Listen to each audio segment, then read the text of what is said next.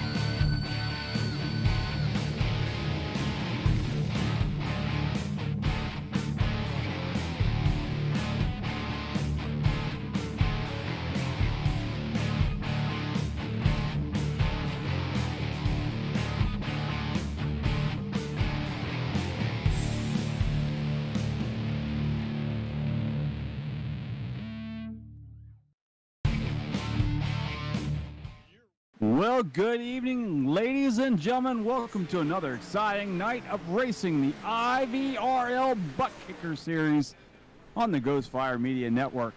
And we're at Atlanta Motor Speedway for some high bank fast racing around the 1.5 mile race track here in Atlanta, GA. And I'm Randy Pepper, and that is Nick Adams. What's happening, Nick? Oh, Mr. Pepper, I'm just like every other NASCAR fan today. I can't believe the changes coming to the sport next year to Atlanta here. We're in beautiful Hampton, Georgia, 20 miles south of the beautiful city of Atlanta. And we are here tonight, round number 20. 6 races left to the play. I might have the number wrong. Hold on.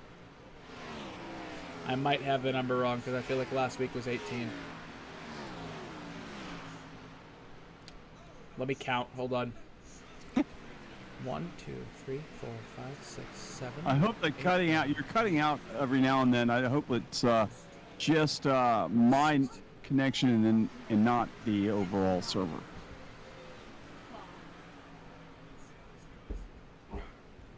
1, 2, 3, 4, 5, 6, 7, 8, 9, 10, 11, 12, 13, 14, 15, 16, 17, 18. No, I was right. It is number 20. Oh. It is number 20. So 6 races left to go. Yes. Sorry, 5 races, actually. It's 5 races after tonight. 5 after tonight. 6 yeah. races coming into tonight.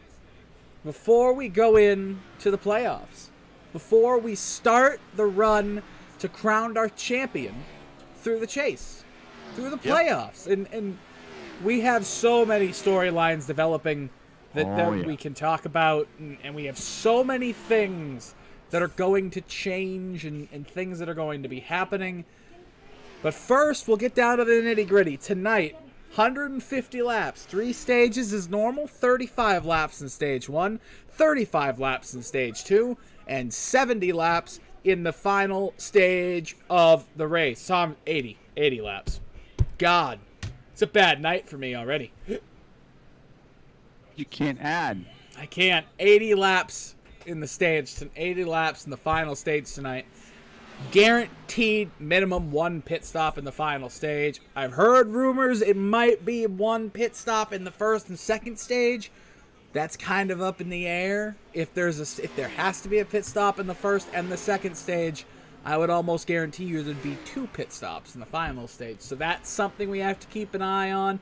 We also have to keep an eye on the fast drivers tonight. The ones who are surprisingly quick, who are up there battling. It's really not a surprise, the top 5. But 6th on back is kind of a shakeup. Yeah, we got some guys back there.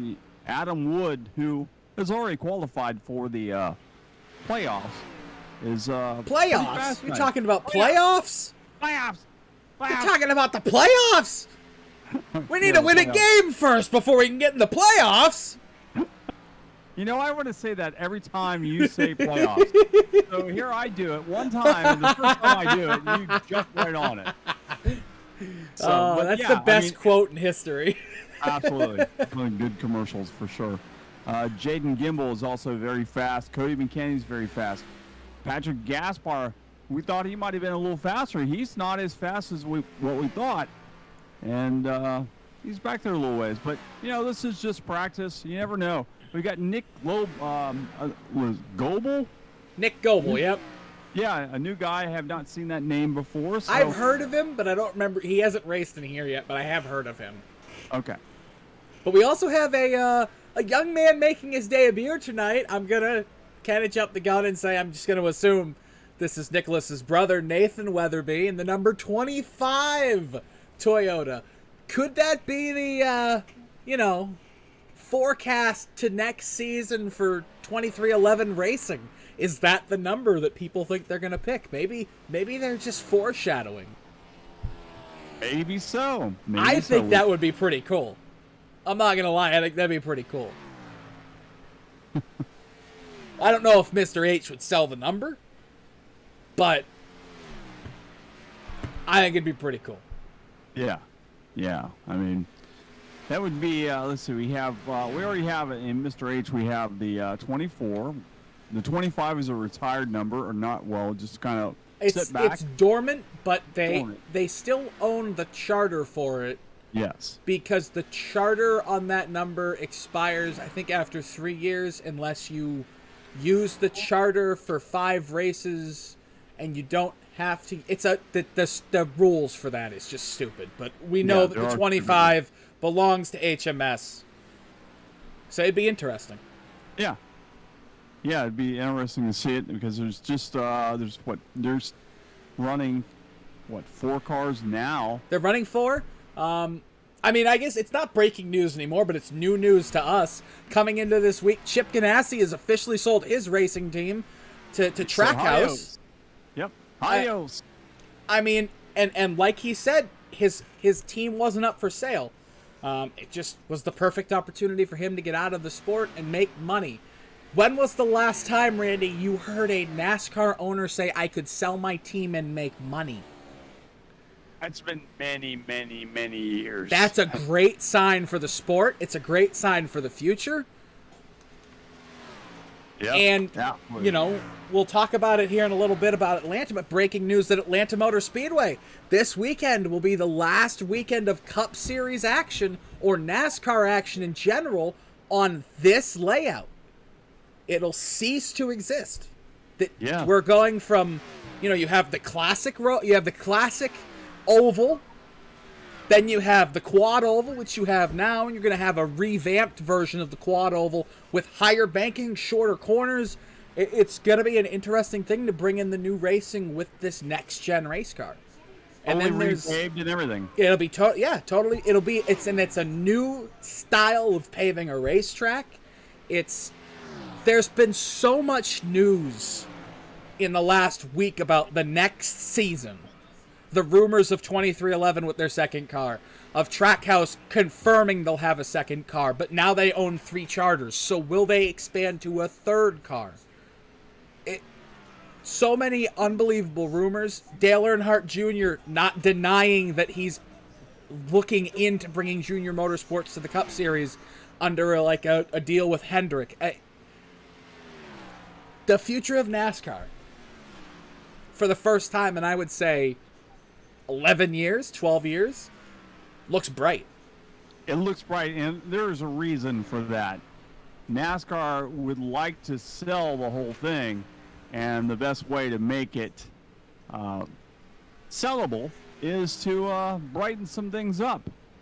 Make more eyes on the sport. You get more eyes on the sport, the more value goes into your product. So that's what's actually happening behind the scenes. I mean, you look at what it's done for IndyCar, selling to Roger Penske and his investment group. It's made that sport healthier than they've been in decades. And that sport is guaranteed to be around for decades and decades further. You look at Formula One, they sold a couple years ago Now Formula One is looking better and better for the future investors. You have new engine manufacturers wanting to come in. You have new teams wanting to come in. The talk of a 26 or 28 car grid in Formula One, something you never thought you'd hear again. You hear IndyCar, they're expanding. They want more teams. They could have more manufacturers. The future is unbelievable. I mean, NASCAR, now there's rumors of, fourth and fifth and maybe possibly a sixth manufacturer wanting to come in, or maybe engine partners wanting to come in. It's the future. I mean, even if they do sell it, it's on a massive rise right now. They have the right people in the right places for the first time since, I would say, the mid 2000s. Yeah, I agree. There's been a lot of talk about this for a long time. So it's finally all the pieces are kind of falling into place. So a lot of, well, not a lot, but there are a couple new paint schemes that we're not used to seeing. Well, naturally, the two new drivers, the Nick Goebel and the wow! Look who Weatherby just car. jumped up to the top of the leaderboard. Derek Schilling. The track Wow. is cooling down. You can see that the shade has overcome the racetrack.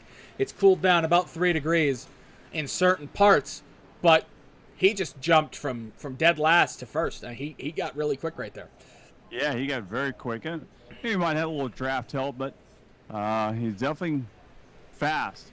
But we see these new paint schemes out here that we might have a little trouble calling. So if we mess up, especially with the Weatherby, if we get those two guys together, it's going to be a little. We're going to have to actually say Nathan and Nicholas. Otherwise, people are just going, which Weatherby are you talking about? So this will be a lot of fun. And I can't call him Nick like I usually do because there's another Nick in the field. Yeah, exactly. So we got a little bit of shuffling. And Whoa! also And as we say that, there goes Weatherby around. You get a look at his black and white DoorDash scheme with the stars on the side. And the other one is the Goebel car is it's a Jeff Gordon throwback car. It is. It's beautiful. It's making me want to cheer for him tonight. I love that machine. It's got its own spin on it, but it's got that beautiful 24.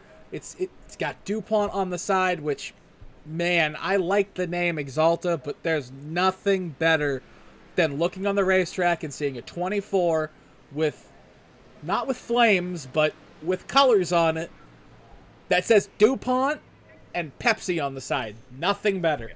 Yeah, I agree. That's just like that. That's like every time I look at the 3. I just wish it said GM or it said. I mean, at least it has a Chevy logo on it. But I just wish it had something else on it that brought back that history of what that number's about. Yeah, absolutely. I agree. Now, and then right the behind other car, him, we have to talk about real quick. Adam Wood is driving the Ghostfire Media car tonight. yes, he is. He'll be getting a lot of airtime. Even if he's dead last, he'll be getting a lot of airtime. So, Adam, if you're listening to this, if you crash within the first 10 laps, do not pull off the racetrack. We will continue to give you airtime because that is free advertisement, sir. Yes, absolutely. And we will never turn down free advertisement. Not once. Just like I love controversy, we love free advertisement. Yes. Who was the other night during the podcast? It was I think it was Derek Schilling was telling us that he was actually watching the broadcast while he was driving. See, I try to have it on in the background sometimes, and I have to turn it off because it just gets graining because, like, I'm listening to you guys talk on the broadcast about this guy up near the front or this guy doing something awesome, and then I'm like, damn, I know I'm fast. I need to get up there. And then you overdrive it and you put yourself on the wall. Yeah. I don't know if it was him or not. It might have been somebody else, but I just thought it was kind of interesting that some people actually do listen to the broadcast or watch it as they're driving the car and listening to the tips that we give. Like I think it wasn't in this race. It was one of the other races, but it still might have been Derek talking about it, and he was listening to Adam talk about how to race at. When you guys run Daytona the other night? It was Daytona. Maybe. It was a plate track, and he was listening to Adam giving tips on how to get around the track.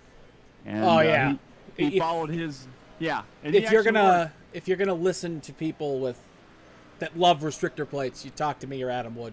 We'll give you some tips. I mean, it's cliche to say, but I legitimately feel like I can see the air coming off these cars sometimes because it's just math. Your brain just has to work with the math of this is how fast I'm coming up on somebody. It's just math. No, that's why I don't do very good. Yeah, it's surprising that it's more math at those racetracks than you would think at like one of these, because you want to get your angle of entry correct, you want to get your speed correct on the center, you want to get the percentage of throttle and brake that you're putting into the car correct, but it's so much more taxing on the brain at super speedways. Okay, we got another problem we're going to have tonight. Oh? The number 6 car, Tommy Schaefer, another guy that we haven't seen before. His car actually says 40 on the side of it, so... I don't think we have another number 40 in the field. We don't, so we'll be okay. So yeah. We'll have to make a mental note that is the numero forte. Yeah. But we have 3 minutes before we get going in qualifying here. So we're going to pull up the points, gentlemen. Let's talk about playoffs. Let's talk about playoffs. Returning tonight after a 2-race suspension, Joshua Gathright on the outside looking in by 119 points. I'm actually surprised that Joshua Gathright showed up because his teammate, Causey, said he would not be back, and he is back. He probably was doing that to shut Causey up so Causey couldn't say he quit. Probably. But, I mean, let's talk about the elephant in the room first. Obviously, Joseph Causey has been the most dominant driver of the season with 11 wins. I just don't know what else to say about him than holy hell, but the guy's unbelievable. He's unstoppable. We'll see if he's peaking too early when we get to the playoffs in 5 weeks. But, well, not 5 weeks, but 5 races. But I will officially, tonight, lock in everybody from 14th above on points. Now, that does not mean that you are locked into the chase. I would say, no matter if someone else wins or not, Patrick Gaspar, Nicholas Weatherby, Charles Urick, Harvey Abrams, and Cody McKinney, and Ira Kohlhaas all locked into the playoffs. Without a shadow of a doubt. I would like to say Christian Converse, but it depends on his attendance. I know he has some things that he does outside of here that could affect him being here. Tom Schuett, consistent. If he's just consistent, he should make it. Joey and Derek, both consistent, they should make it. But depending on if we get someone outside the top 16 that wins a race and changes this all up, then you have that points battle between Derek and Joey, which we're going to start focusing on more because it's only 9 points. You have 9 points between Derek Schilling and Joey McKinney coming into tonight. So those 9 points are going to become a huge factor along the way here as we get closer and closer in case somebody outside the top 16 wins a race.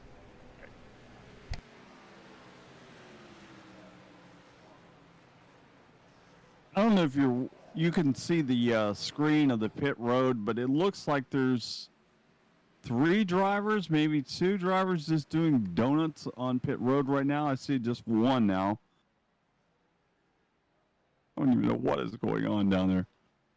Somebody blew a motor, I hear that. Oh, they're just having fun out there. Yeah, they're totally doing all kinds of crazy stuff. But it's going to get really fun, I would say, over the next couple weeks here. You're really going to see who's the real deal and who's just not coming into this week or coming into these next couple of weeks. Oh, yep. Wow. Nicholas Weatherby is jumping all over the place. Jaden Gimbel ends up winning practice. That's he's come back after being gone for a few weeks, and he takes it. He takes practice. So I mean, we'll give it to him. Yeah. You'll hear us talk throughout the night about our thoughts on NASCAR coming into the next season. But Randy, it's qualifying. Single car qualifying around here at the Atlanta Motor Speedway. Who is going to get the final pole in the quad oval era?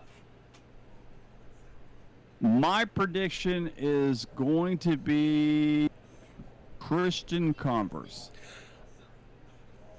I like your prediction, but I'm not going to pick him, and here's why. He wasn't as fast as I thought he would be in practice, which was kind of shocking to me. Why is this not? Maybe it could be because he wasn't drafting behind somebody, because the draft is playing. There we go. I didn't have any noise. It was weird. That plays a problem. But we shall see here as we're taking a look at Nicholas Weatherby coming through 1 and 2 with that perfect line all the way down to the bottom of the racetrack, about half a lane up, down the backstretch into 3 and 4 for his first lap. We'll see if Nicholas Weatherby can get a good lap in here, and then we'll jump over to the next guy on the racetrack behind him. Coming out of 4, Weatherby is going to jump out with a 31:03. Second fastest. Thomas Carino, the fastest car on the track, with a 31:01. We're going to look at Thomas as he comes down the backstretch. Can he improve his time? I don't think 31s are good enough for pole here. No. You're going to have to be somewhere in the 30s. The second lap is always quicker as they come out of turn 4. Thomas Carino hardened the throttle to the line. Will he improve? He will, to a 30.99. He's the first driver into the 30s. Joseph Causey jumps to the top of the standings with a 30.97. Christian Converse, the man you picked for the pole, comes down the backstretch off into 3 and 4 for his second lap. I don't know if he'll improve, though. He looks a little bit slower during telemetry through 3 and 4. Here he comes to the line. Will Christian Converse improve? Yes. Converse will go to the pole, 30.89. Wow. That's provisional. Still a bunch of drivers to come out. Take a look here at Charles Urick as he's setting his first lap here. Through 3 and 4. Cody McKinney is exiting 3 and 4 at this time. We'll tell you how he improves. But here comes Cody McKinney to the line first. Cody McKinney will come in with a 31:03, and Charles Urick with a 31:35. But the man we are looking to pay attention to, Derek Schilling, is on the track. We're going to look at Nathan Weatherby as he crosses the line. Will Nathan be able to out-qualify his brother? Nathan will not. He'll be in 10th after his first lap, a 31:05. Now we're looking at Patrick Gaspar come down the front stretch for his first lap. He crosses the line. What will he be? A 31:35, back in 15th. Derek Schilling crosses the line to start his first lap. We'll come back to him in a second. Jen Gimbel off of 4. Will the 3 car be able to put it on pole? Almost. Oh, 30.95. He has another lap to improve. He's the fastest of the first laps. It's telling me the track is getting faster here. Look at this. He may knock him off. I'd say he's got a really good shot unless he does something stupid. I would too. Patrick Gaspar improves to a 31:05. Derek Schilling drops his first lap. His first lap's going to put him 17th. Jaden Gimbel comes out of turn 4. He's going to come to the line. Will he improve here? Jaden Gimbel, a 30.96. He'll stay in second. Oh my gosh. Derek Schilling, the last driver on the track. Can he improve here? Through 3 and 4. Right now he sits in 17th. Will he be able to get this inside the top 10? He drifts high out of 4. That's going to hurt his time. To the line, the number 87 will improve by a 100th of a second. He will stay 17th. Wow. Unbelievable. This is going to be a heck of a night. The top 10 is less than 0.2 of a second. And this track is huge on the draft. So you're never going to break away. No, we're gonna have a pretty good pack of cars the whole night. Man, oh man, as the checkered flag flies here on the final qualifying from the Quad Oval era of Atlanta Motor Speedway, we will show you the qualifying results. Officially, Christian Converse goes ahead and wins. I think that's his second pole of the season. Yeah, I believe so too. Jaden Gimbel comes home second in qualifying. Greg Holt third. Joseph Causey fourth. Coda McKinney in fifth. Thomas Carino in sixth. Excuse me. Ira Kohlhaas in seventh. Joshua Gathright in eighth. Nicholas Weatherby in ninth. And Patrick Gaspar in 10th. Michael Payne will start 11th, and behind him, Nathan Weatherby in the 25. Behind him, there's going to be Harvey Abram and Adam Wood in the 45. The 18 is Joey McKinney, and Charles Yerk will be 15th and 16th. 17th and 18th, Derek Schilling and Will Cannon. 19th and 20th is Nick Goebel and Ryan Cliver. And rounding out the top, or rounding out the whole field, actually, is the 40 car of Tommy Schaefer, and Bob Carroll will line up last tonight. So Tommy Schaefer should be the number 40. Just got confirmation of that. It just wasn't set up properly, so no big deal. We know who the number 6 car tonight in the standings is, but he is the number 40. Brings me back to those good old days with, the Sterling Marlin. Yeah, Sterling Marlin. And who did he drive for, Randy? He was a Chip Ganassi car. He was.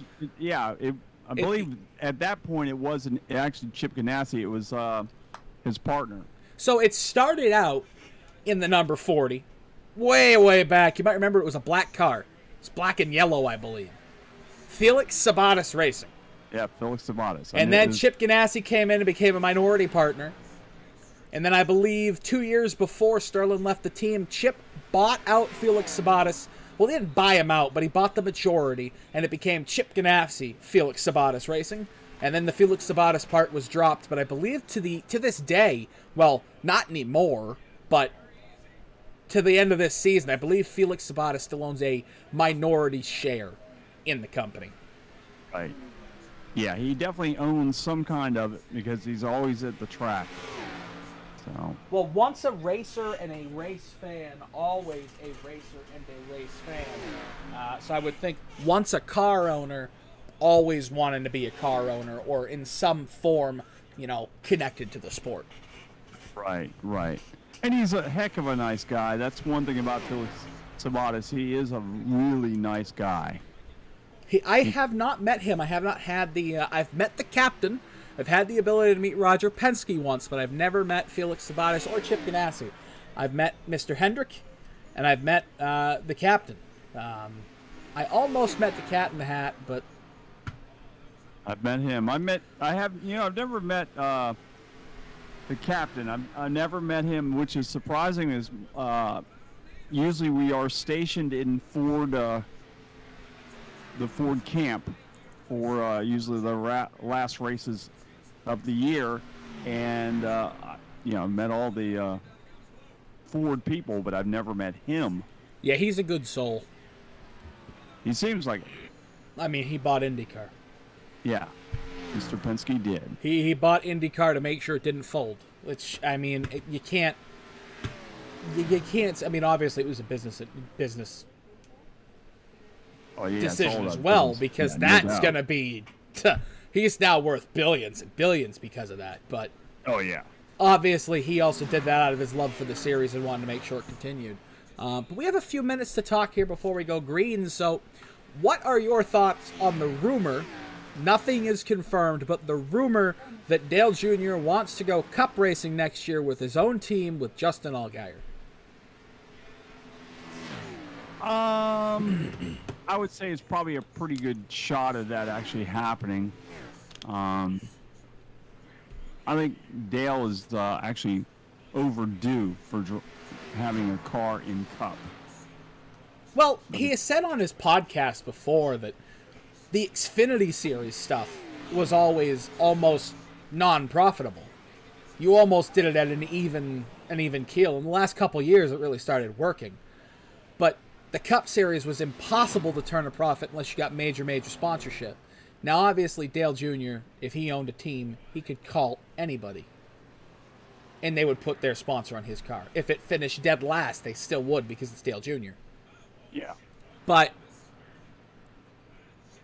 the affordability of these new cars and these, everything that's going to come with them, the extra incentives by the manufacturers to assist in what, what everybody needs, which is cost caps. It's not going to be an actual cost cap like Formula One, but it's going to be the manufacturers are going to invest so much every year, and then the sponsors are going to invest so much.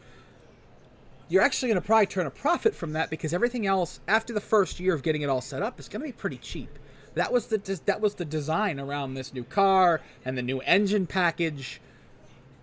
Everything around it is designed to be cheaper. Right. And there's more room for sponsorship. The huge thing was that the car needed to have more room for sponsorship. Yeah. And now it does. I mean, the only thing that doesn't really work is the stupid cowls on the Mustang. But they're very, very smart people in NASCAR. They'll figure it out. They'll turn the damn logo sideways if they have to get it on the hood. It'll be there. Don't you worry.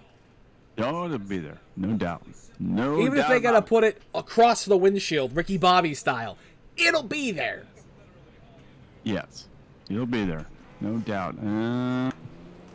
Jaden Gimbel did not make the start. The 3 car did not make the grid. He did not make the grid. So the outside pole sitter doesn't make the grid, and that'll put Joseph Causey up to P2 on the outside of his teammate. Wow. Shocking developments early on here tonight already. I was really looking forward to him being in the middle there. Now I'm kind of looking forward to him driving through the field. Wow. I'm not going to lie. I'm really looking forward to see him drive through the field. Because I think it's going to be very entertaining to see that tonight. I think he's going to be really, really good driving through the field. And let's look and see where he's actually at. He's going to be starting from the pits. If you miss the start, you have to start from the pits. It's not a NASCAR rule. It's an iRacing rule. And unfortunately, there's nothing that Cody or anybody else could do about it to let him on the track. That's just how that rule works. Right. So he'll start as soon as the final car exits the front stretch into turn 1. They hit the entrance to turn 1. He'll be able to go out of the pits. So it's like a Le Mans rule. Pace car will pull off for the first time tonight. Here we go. Green flag is out, and Christian Converse will lead them to the flag for the first time tonight. They're side by side. Christian Converse and Greg Holt to his outside, or actually Joseph Causey, and then Greg Holt is right behind them with Thomas Carino alongside of him. Christian Converse on the bottom side of the track. Causey got a great run on the outside of the track. He's going to try to get around his teammate. He's stuck out there. As for now, we're 2x2 for the first 3 rows. Oh! Wow. Almost, but not quite. Causey will lead lap number 1 here at Atlanta Motor Speedway. Wowzers. Christian Converse sent it off in there. He tried to make it work, but he couldn't make it work there on the inside. So we've already seen here tonight, the outside lane is the lane you want. It's the lane that's going to move. You want to be in the second or the third groove. We saw it. It took maybe half a lap to see that, with Causey being able to beat out Christian Converse. And as you look back into the pack here at the top 5, Thomas Carino's on the inside. He's going to get shuffled back if he doesn't get up in front of Cody McKinney here. As they go off in a 1, McKinney will get a run on that outside lane. Right behind him, Nicholas Weatherby on the outside of Joshua Gathright. So the outside lane is the lane to be in right now, Randy. Yeah, that outside line is the one that is working the best. That definitely showed when Christian Converse was passed by Causey on the outside. Look at the run that McKinney got in. Got right up behind that 91 and Greg Holt as they go across the line. Weatherby now has drifted his car to the top side of the track as Carino Jr. is now stuck on the bottom of the track, but Carino Jr. does get a good run off the bottom of the track. He'll jump right in front of that 89 and settle in there for the time being. But it's all Joseph Causey leading the field by 1, 2, 3 car lengths over Christian Converse. Yeah, about a half-second lead there for the leader right now. We look back here at this battle for 8th. Nicholas Weatherby got a little bit loose going off into 3 and 4 that time. He ended up losing a position to the number 29, Pepsi Chevrolet of Ira Kohlhaas, the lone Bohica Esports machine in here tonight. Right behind him, the battle for 10th is improving here. Nathan Weatherby right there behind his brother. He's got Adam Wood behind him with pseudo teammate Charles Yerrick on the outside of Adam Wood. And Adam Wood, he is showing you exactly what happens when you get to the inside of the racetrack. The outside lane's where you want to be, and Adam Wood has fallen like a rock since we started this race. And Adam Wood had made up quite a few spots. He was one of the movers and shakers as he had started 14th and moved all the way up to 9th. But now he's falling like a brick, like you said. Falling back there with several drivers back there with him. Now he almost, right behind him. That number 80 car, 08 car, Will Cannon got right on the back bumper of Adam Wood as they're following in tow of Michael Payne. And Michael Payne's got it all by himself there, but he's got a whole host of cars right behind him. It's just a matter of time before they catch up to him. And there they come. Michael Payne is not going to be alone for long because here comes those cars. Will Cannon, Adam Wood, Harvey Abrams, Joey McKinney, and everybody else. Adam got a huge run down the backstretch, but he just looks to be struggling with this car at the moment. He just looks to not be comfortable.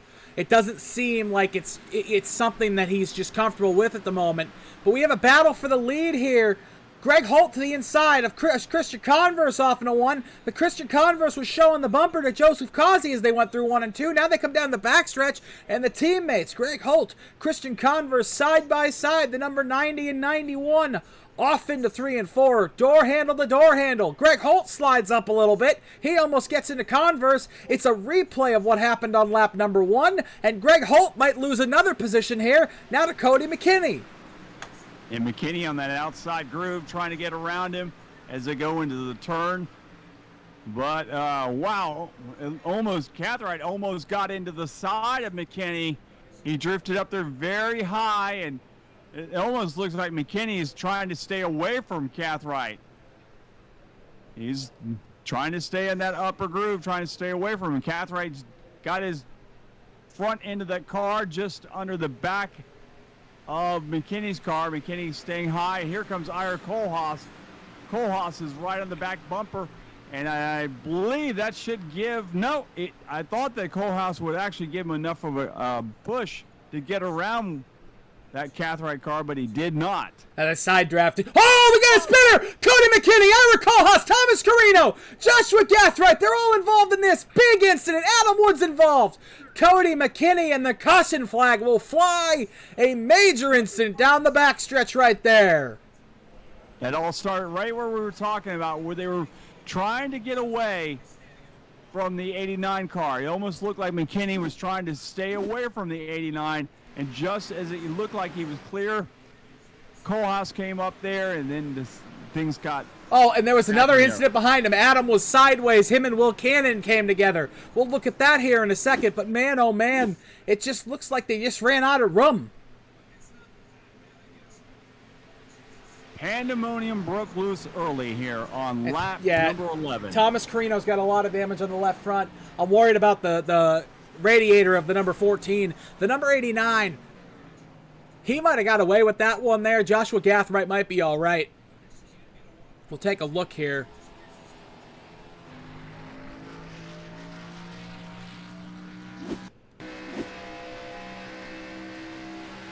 Gathright got chopped a little bit by the 29. Gathright might have been able to stay down a little bit more. Kohlhaas might have been able to stay up a little bit more. It's just one of those racing incidents that unfortunately happens, and it seems to happen all the time around Cody McKinney.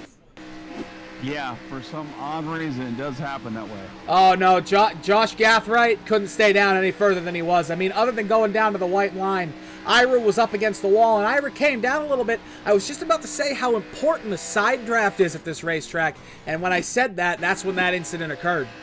But behind them, we'll see what happened to Adam. It looks like Adam might have got into the wall in 2. We'll look back a little bit further to see what happened there. Oh, and there's a big wreck off into 4. Nathan Weatherby was involved in that. Oh, man. So this is Bob Carroll. On board Bob Carroll. And, wow, Will Cannon and Nathan Weatherby and Bob Carroll. I mean, it continued off into 3 and 4. Wow. Like everything broke loose all at the same time. Yeah, Adam got loose coming out of 2. Came down a little bit of net code with the 08. Those two ended up getting together. And then the 08 was trying to avoid the incident down the bottom. And Nathan Weatherby, he was just unable to go anywhere. Tough break for a lot of drivers early on. The big one happens at Talladega here. Talladega. Talladega? I didn't know. I think it's a little farther up the road here, up by 20. Oh, my gosh. No, the big one happens here early at Atlanta Motor Speedway. You know, back in the day at the old oval, the regular oval of Atlanta, that used to happen a lot in old turns 1 and 2. You'd see guys get loose out of 2, they'd get a little sideways, and then a couple of cars get collected, and you'd have one of those big 90s crashes where there was hoods everywhere, and there was tires everywhere, and there was deck lids, parts galore all over the racetrack, 6 or 7 cars just dead in the water. You don't see that a lot here at the quad oval that Atlanta is now. We can't wait to see what we get with the new and improved Atlanta, the new configuration of the quad oval starting next year, where the track will be smaller, the racing will be faster, the cars will be completely different as we already know. But Randy, we're coming out of turn 4 to get the green flag to go back racing here in stage 1. How long can they keep it clean? Because usually cautions breed cautions, but the pace car is off, and just like that, Causey is on the gas by 1 car length over Converse. Here, Greg Holt diving down to the bottom of Converse, going to try to get that inside line working as they go into turn number 1 and off of turn number 2.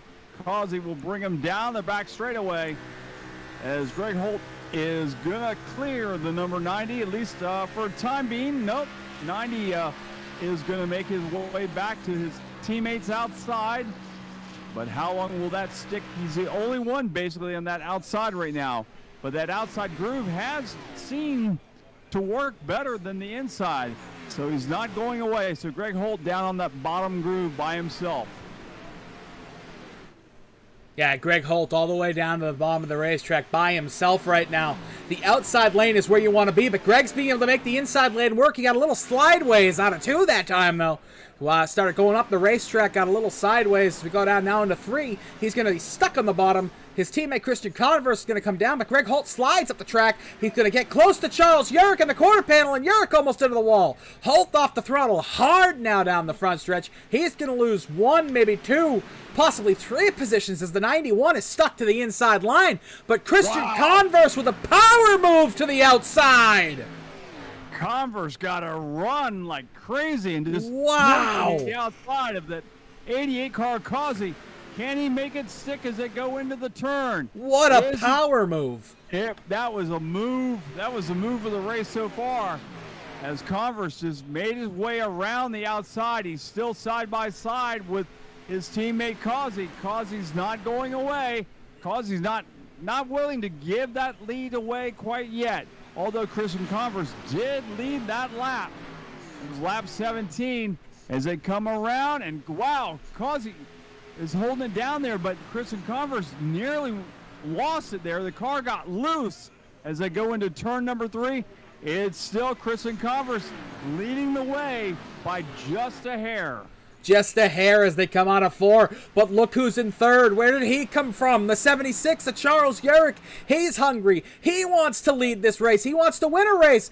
Converse is going to chop the nose off the 88, kill the run, come back up the racetrack, and get in front of the 76. He's going to inadvertently give the draft to his rival, the second place machine. We're going to have a side-by-side battle now as we go off into 3 and 4. Causey drops like a rock. Now he's going to slide up the track. Charles Sherrick, as he's going to slide up. It's going to be 3 wide almost, coming out of 4. Look who's in 5th! Adam Wood with the fresh tires. He's up to 3rd now. Adam is up there. He's moving his way up there, but that was just for a second. Now he's going to drop back a little bit. Holy moly! They are shuffling around a lot. Tires are important. Oh, we got a big one behind him! Nicholas Weatherby, Joey McKinney, Ira Kohlhaas, more cars involved here. Oh, man, Cody got through that one, but Joey McKinney, Nicholas Weatherby, Thomas Carino. I thought that was Adam's car. It looked like he's got that red and white paint scheme, but it wasn't. Wow. Weatherby. There's only 10 laps to go here in 15 laps to go here in stage 1.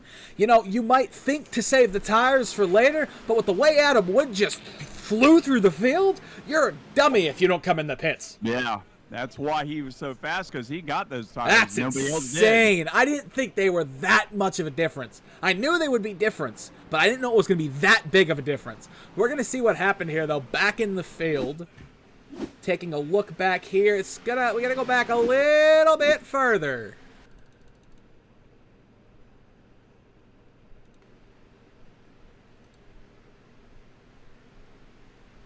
And it looks like, I can't tell from that angle, but it looks like synchronized wall tapping. We'll take a look at it one more time. Oh, Michael Payne squeezed the 23 up the track. Harvey Abrams had nowhere to go. And then when that happened, Nicholas Weatherby was just a roadblock in the middle of the track in front of Joey McKinney. Wrong place, wrong time. Yeah, unfortunate. Harvey Abrams gets damaged. Michael Payne gets away from that pretty much scot-free, but lots of damage to the 23, lots of damage to the 18. Just a shame. I mean, it's been a bad night for siblings. Both Weatherby's involved in incidents here first 21 laps. Both McKinney's involved in an incident in the first 21 laps. Man, oh man, Randy, it's 21 laps into this 150 lap, what is this, a 1 3/4 racetrack? No, a mile and like 0.334 or whatever it is. Yeah. But we'll go 250 mile race. 21 laps into this 150 lap, 250 mile race. We've got a heck of a field here tonight. We've got a lot of action going on. If these guys don't come down the pits, which it doesn't look like they're going to, we're going to stay on the track and continue to go on with these tires. We're going to step away. And we are going to hear from our partner, the Guitar Addict, on if you feel like a loser, how to not be a loser. All right, I'm ready for a second. Are you tired of being a loser? Can't do anything right? Feel like everyone's coming down on you all the time? Well, there's a way out. And I'm gonna show you. Hey Mom, look what I learned. That's right, pick up a guitar, learn how to play guitar. Automatically you're gonna become a chick magnet. The ladies are gonna love you. Your kids are gonna think you're cool. So what you need to do is come down here to the Guitar Addict, 16725 Ridgewood Avenue in Daytona Beach, Florida, or go on guitaraddict.com and buy yourself a guitar and automatically be the star of your neighborhood. That's guitaraddict.com.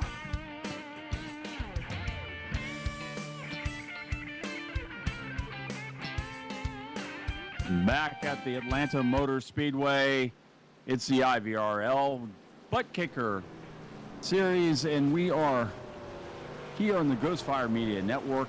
Randy Pepper and Nick Adams.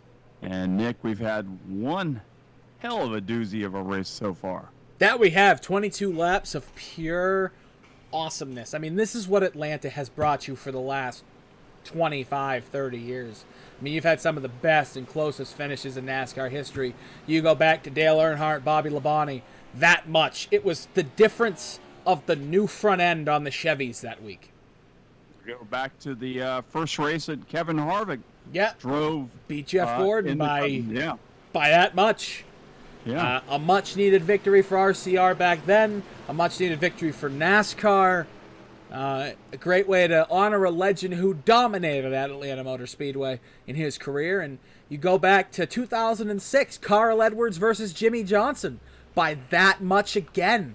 I mean, there's been countless, high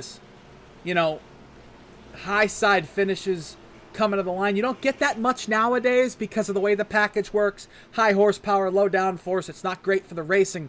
But this new car that comes in next year, I think we're going to start getting those types of finishes back. And Atlanta, with its new format next year, its new style configuration, is going to be a much faster track. You're going to be able to go pretty much flat out in the corners. It's going to be awesome. Yeah, it's going to be a lot of fun, definitely. Pace car has pulled off, and just like that, he didn't even wait. Kristen Converse just jumped on the gas like that. He's out by 2 car lengths over his teammate, Joseph Causey. Then you got a side-by-side battle with Adam Wood and Yerk to his outside. Then it's a side-by-side battle back there between Patrick Gaspar and Greg Holt. And now Adam Wood has separated himself. He's got in front of Yerk. He's up on the top groove, going to try to run down the leaders as Causey is trying to hang on to the back bumper. Look at Adam Wood. Yeah, those new tires are just absolutely demolishing the competition. I knew there would be a difference, but man, I didn't think it was going to be that much. He just rolled the center of the corner like nobody else has tonight. He comes off in a 1 and 2. He might get to the inside of Causey down the backstretch here with this big run. Converse slid up the racetrack all the way up towards the wall. We're going to be 3 wide down the backstretch, I think. Maybe. No, side by side for the lead. Adam Wood he could have had the possibility to go 3 wide. He thought better of it, but he's got to go. Patrick Gaspar's got fresh tires. He's coming. Adam Wood, if he wants to win a stage here, he has got to go. Yes, Adam Wood has definitely got to go now. He almost he's getting around. Look at that. Look at the power move around the outside around the Causey car. Now he's setting sight on the lead. Wow! Greg Holt is in trouble. Oh no! Greg Holt is around. Cody McKinney, Greg Holt are involved in this. Adam Wood made the pass for the lead as the caution came out. Wow, Adam Wood was ahead before the caution flag waved. Adam Wood will lead here in Atlanta. Wow. Greg Holt, some serious damage for a man who is a championship contender. A man who was a race-winning contender here tonight, we thought. But that's going to take him out of contention here. For that, we're going to go back and see what happened. Looks like him and Cody McKinney might have gotten together here. Coming out of 2. Greg Holt got loose. Cody McKinney and him got together. Cody goes into the inside wall. Some big damage to the 14. The 91 gets turned around. He hits the side of the 14. That gives him his left front damage. And when that happened, that was the end of it there for him. He got some pretty big left front damage. Comes back up, gets more left side damage. And the 91 comes to a rest in the middle of the track. Thomas Carino and he backed into the 14 as he was doing his as he was reversing. So that was a little bit of aggravation and anger being shown by the 91. There is a rivalry in this league between Tito Team Racing and I believe Patrick Gaspar is a member of McKinney Racing. There is definitely a rivalry between that driver and that entire team. If you joined us on the podcast the other night, we talked to Joseph Causey. We talked a lot about the controversy going on behind the scenes. Patrick Gaspar has pretty much called out Joseph Causey and hadn't actually said that he's using a tire hack, but for lack of a better term, he pretty much did. Yeah, for lack of a better term. Yeah, he said he's pretty much using a tire hack. So I wasn't on the podcast, so I'll give my opinion here while we're under caution. If he was, it's pathetic. But when the guy has 11 wins, he's just that much better.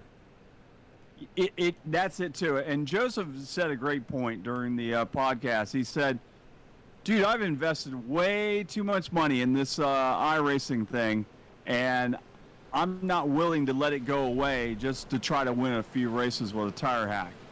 Yeah, my thoughts on that are kind of, if you're upset that he's faster than you, get better. That's all I can say. That's what I did. I was upset all last year that Josh was faster than me and that Carl was faster than me. They're not that much faster than me anymore. They're still faster, but they're not that much faster because I put them the time to get faster. Yeah. If you think that someone's faster than you, if you have proof of it, sure, say it. If it's proven, then it's pathetic. I don't know Joseph Causey on a personal level, but I do know him from in here, and I think he's a pretty stand-up individual. Every time we talk to him, he's very cordial, very nice. He's a nice guy. Yeah, absolutely. But I also like Patrick. I think he's a good guy as well. Not everybody's going to get along. Not everybody's going to be best friends. So it's bound to happen in racing. I mean, there was a time at one point in time that everybody was saying that Kyle Busch was putting something in his fuel every week. It wasn't the case. Kyle Busch is just that much better than everybody else on the track. Lap 30 is in the book. So, is that the end of the stage? We have 5 laps to go in stage 2. Okay. This is going to be an interesting restart because in the lead you have Adam Wood with 19 lap old tires. In second, you have Causey and Converse in second and third with 30 lap old tires. In fifth and sixth, you have Gathright and Goebel with 10 lap old tires. Then you go back to Urich in 7th with 30 lap old tires.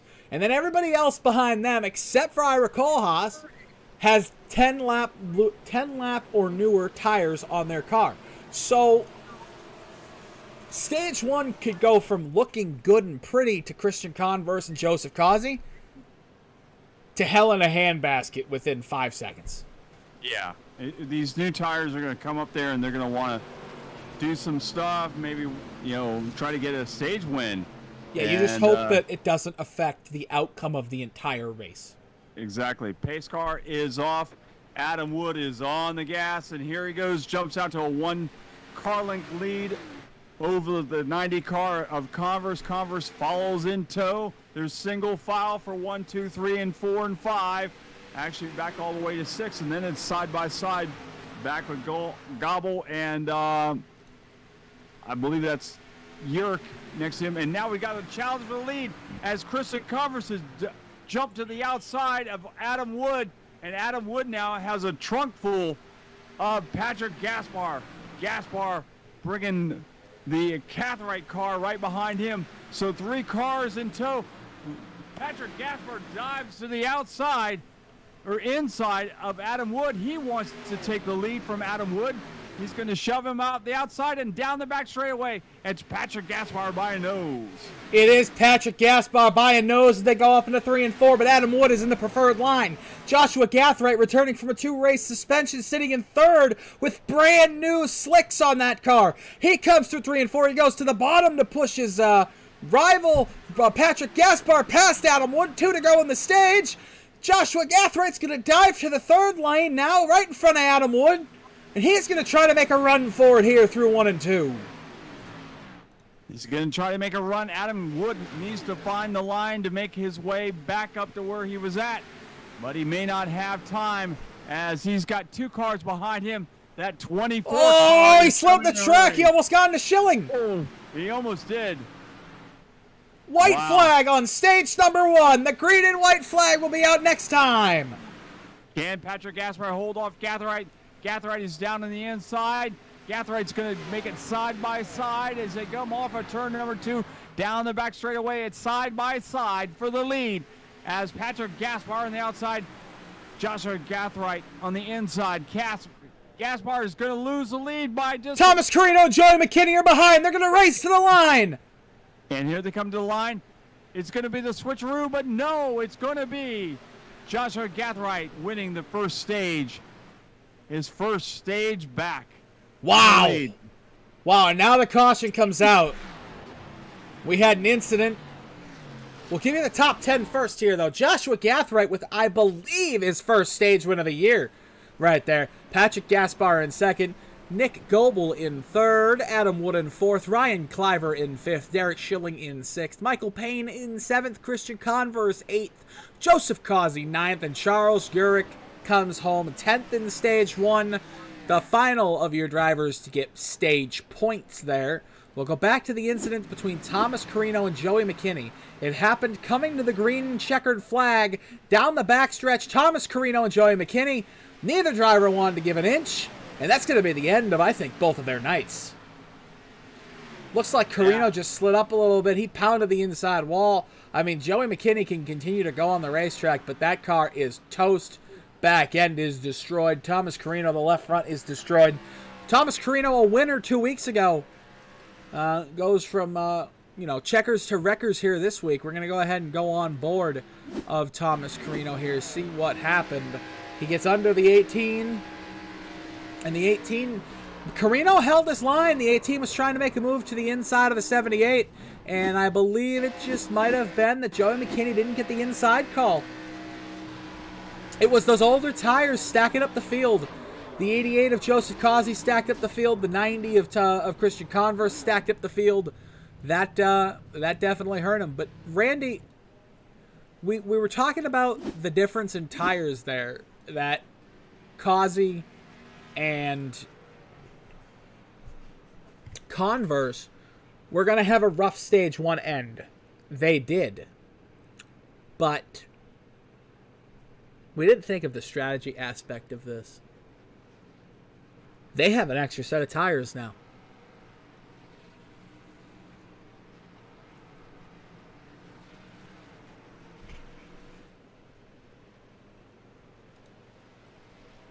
Randy? Randy Pepper. Randy Pepper. Hello? I did not know he went away. Well, anyway, folks, that is the that's the facts, though, that they're going to have extra tires now. It really waits to be seen on what happens now later in the race with that extra set. But Derek Schilling is going to be your stage 2 leader as we come to 2 to green here around the racetrack. Derek Schilling will be first, Joshua Gathright second. Nick Goebel in his debut will be out there in third. Christian Converse in fourth. Michael Payne in fifth. Charles Urich in sixth. Adam Wood in seventh. Joseph Causey in eighth. Ryan Cliver in ninth. Ira Kohlhaas in 10th. And to find Nicholas Weatherby, you have to go all the way back to 14th with some damage. Patrick Gaspar in 13th on pit road again. Harvey Abrams back in 15th. He has some damage on that machine. And then we'll see if we can find Mr. Adam the Woo. He's in 7th. See if that damage is repaired on that car. Pretty minor damage to that machine as we started the night. So we'll keep an eye on that. But let's learn, if we can, a little more about Nick Goebel. We can't. But you can see that beautiful number 24 looks just like the HMS machine. Yeah, very pretty. Are you back now?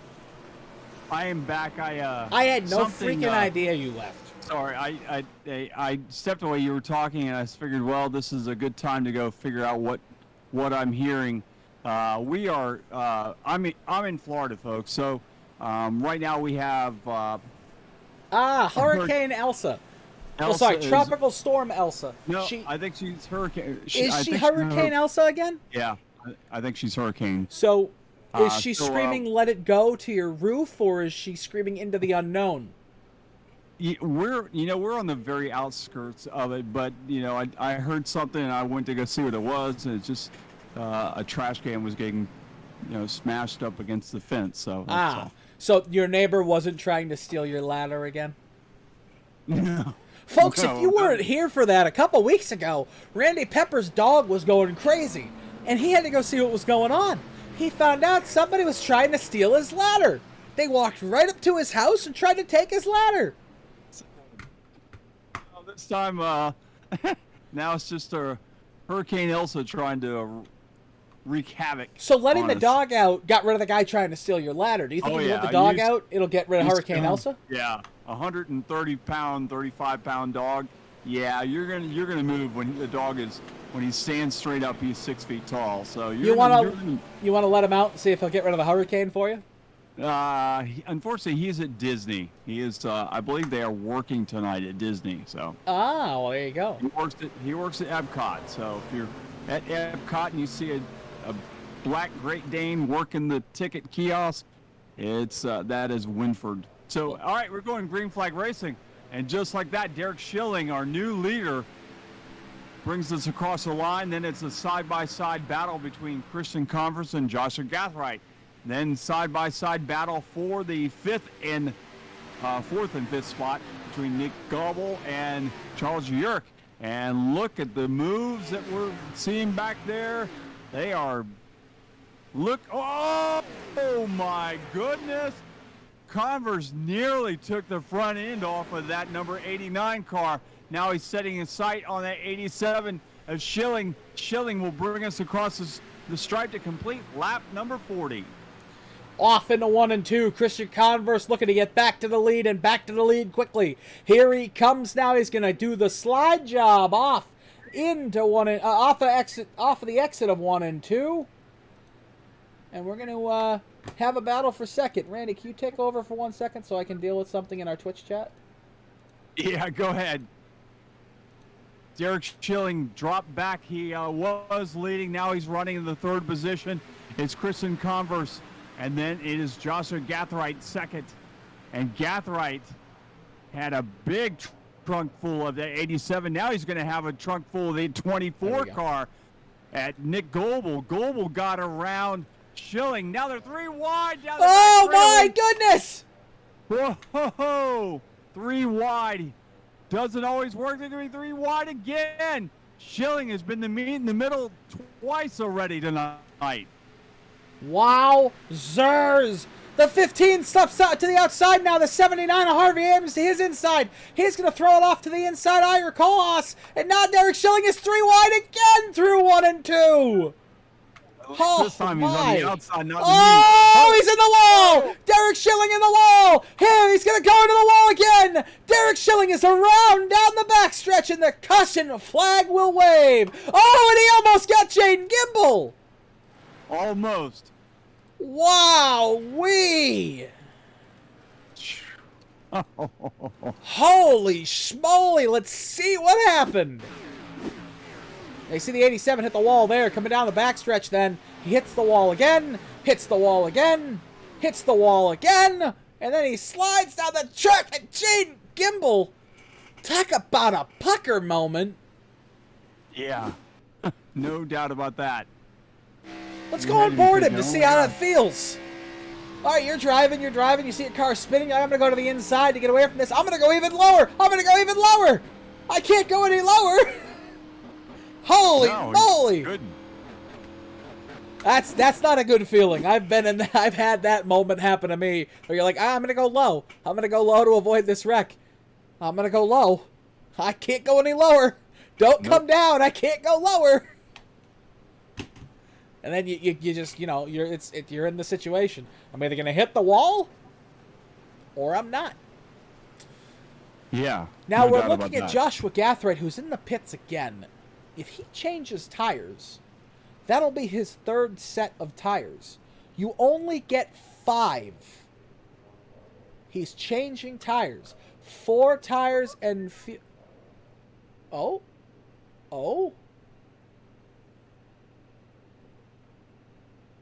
What do you see there? I see nothing. You've lost all your screens. No, so far? I see Joshua Gathright gone. Oh. Hold on 1 second, folks. Let me see if I see the same thing you see. Joshua I do not Gathright see. has manually disconnected. What? So a heck of a run going for him. He must have had something that had to happen or that he had to go deal with. So he is no longer in the race. He's exited the sim. He's climbing out of the car in the garage right now, and the team is telling me that it is a gearbox failure. He lost fourth gear. He could have survived without third or second, but he lost fourth gear. And that'll be the end of the day for the number 89 machine. Tito team hopes to get those reliability issues fixed going into the next week. Well, they got 3 guys that are still part of Team Tito. We'll have to make sure those transmissions don't go bad. Third and fourth We'll now. have to keep an eye on their fourth gears here throughout the remainder of the race. Hey, look! I mean, look at this Gobble guy. I can't believe it. I don't have any information on him. I tried to show his driver details. He doesn't have any. But what we can tell you is he's clearly a Jeff Gordon fan. We do know that. That is for sure. We have figured that out. And if he's not a Jeff Gordon fan, then he's lying to you, because he definitely is. Yeah. No man in their right mind puts Pepsi, DuPont, and hold on. He has another Gordon sponsor on here as well. See if I can see it. He's got RHR Graphics, which is his team, and Quaker State. No one puts those 3 sponsors on there without being a fan of HMS. He's actually from Albuquerque, New Mexico. Oh, there you go. He is from San Bernardino, California. There's the Gordon connection right there. So there you go. So we found out some information on him. So just let you know, that's the stuff. New Mexico. Wow. I don't think I've ever met anybody from New Mexico. I have. They usually are on an episode of Breaking Bad. That's true too. I think that's probably the second highest meth making capital of the world, right behind Daytona Beach. Probably so. Yeah. I hate to say that, but my brother actually owned the largest meth lab in the county of Volusia County at one point. God rest his soul. How many years ago was that? That was probably 10, 15 years. I don't know. The statute of limitations has run out, so you're good. Yeah, no, he got busted for that. Now he's dead, so it doesn't matter. Oh, well, I'm sorry for your loss. Well, you know what? You play with drugs, something's going to happen to you. So I tell you what, folks, if you're thinking about that, God gives you 2 paths. You go the right way or the left way. If you go the wrong way, you're going to go.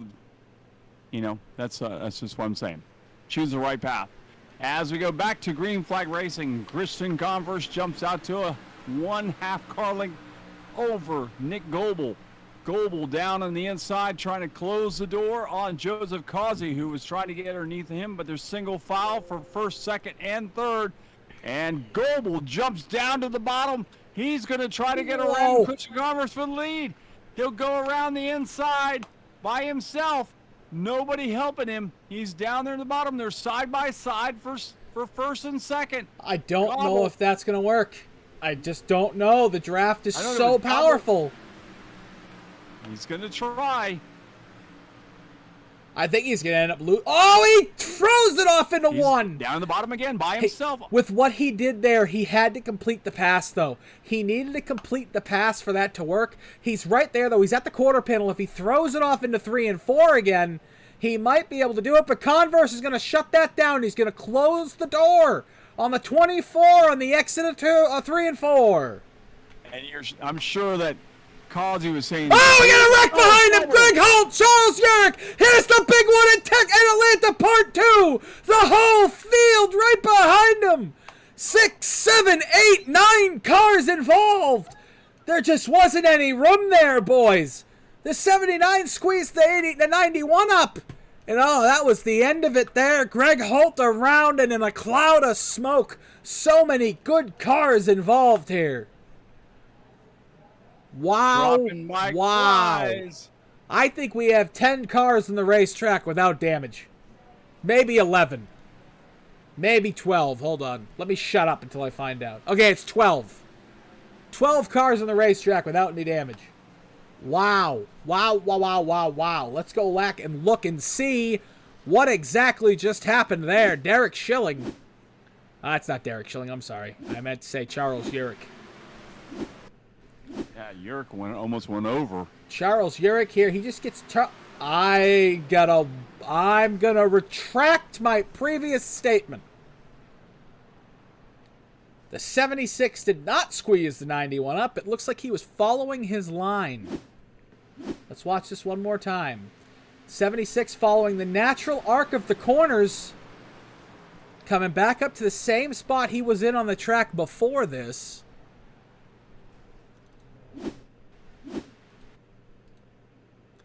So you come through the tri-oval here in super slow motion, presented to you by the Guitar Addict. Where we don't only do certain things slow. Everything else is fast. And yeah, it just... Oh, that reminds me so much of the hit that Jeff Gordon and Jeff Burton took at Charlotte. About 7 years ago now. On the front stretch, where Gordon went off into the grass and back up into the track, and his back wheels came off the track. The 76, that just happened to him. Man, that's a hard lick. The 91 took a lick. The 18 took a lick. Let's go ahead and go on board Joey McKinney and see what he saw here. He sees the incident occurring in front of him. On the brakes, on the brakes, on the brakes. Did he get run over? No, Joey McKinney locked it up trying to avoid the incident. Spun out by himself. Let's go on board with Michael Payne here. He's right behind this incident. Wow, the 76 almost went over. Wow-wee, he was on his side. Let's watch that one more time. Yeah, he was almost over. Look He's at that. Lucky he did not go over. Look at that.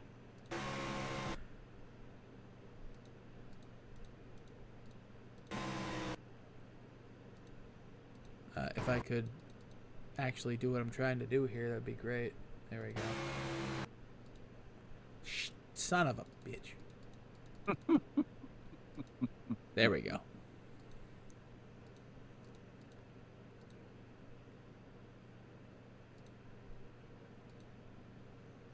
For all those old timers out there watching the race, the guy that is leading the race right now is a whopping 15 years old.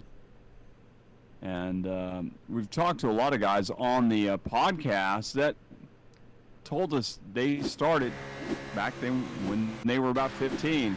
And they're still racing. So hopefully, 20 years from now, we'll hear Christian Converse still racing. Yeah, it's a big, hard hit. I mean, I started when I was about 14.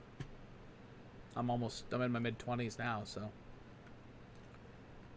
Man, oh man, that's a tough night so far for a lot of the drivers tonight. It's been a tough one.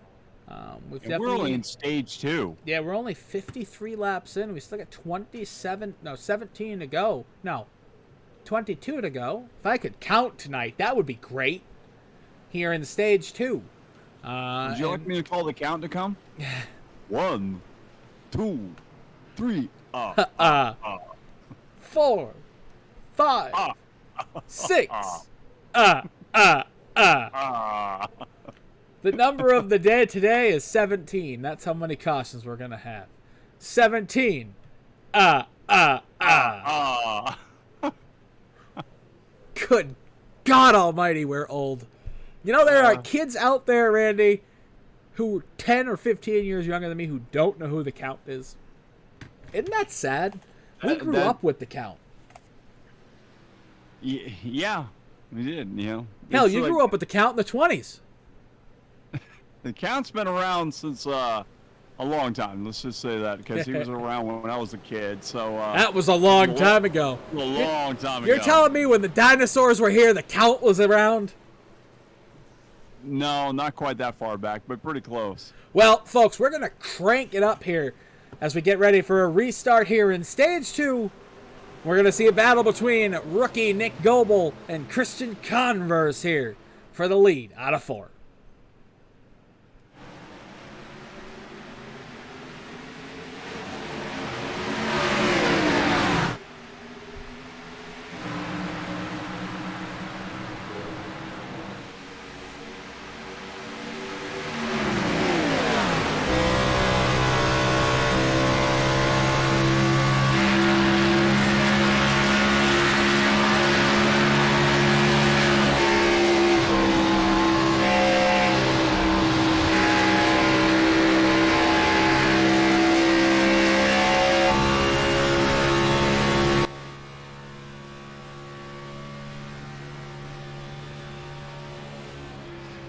Big battle for the lead off into turn 1. Christian Converse, Joseph Causey, side by side almost there as they went down the front stretch.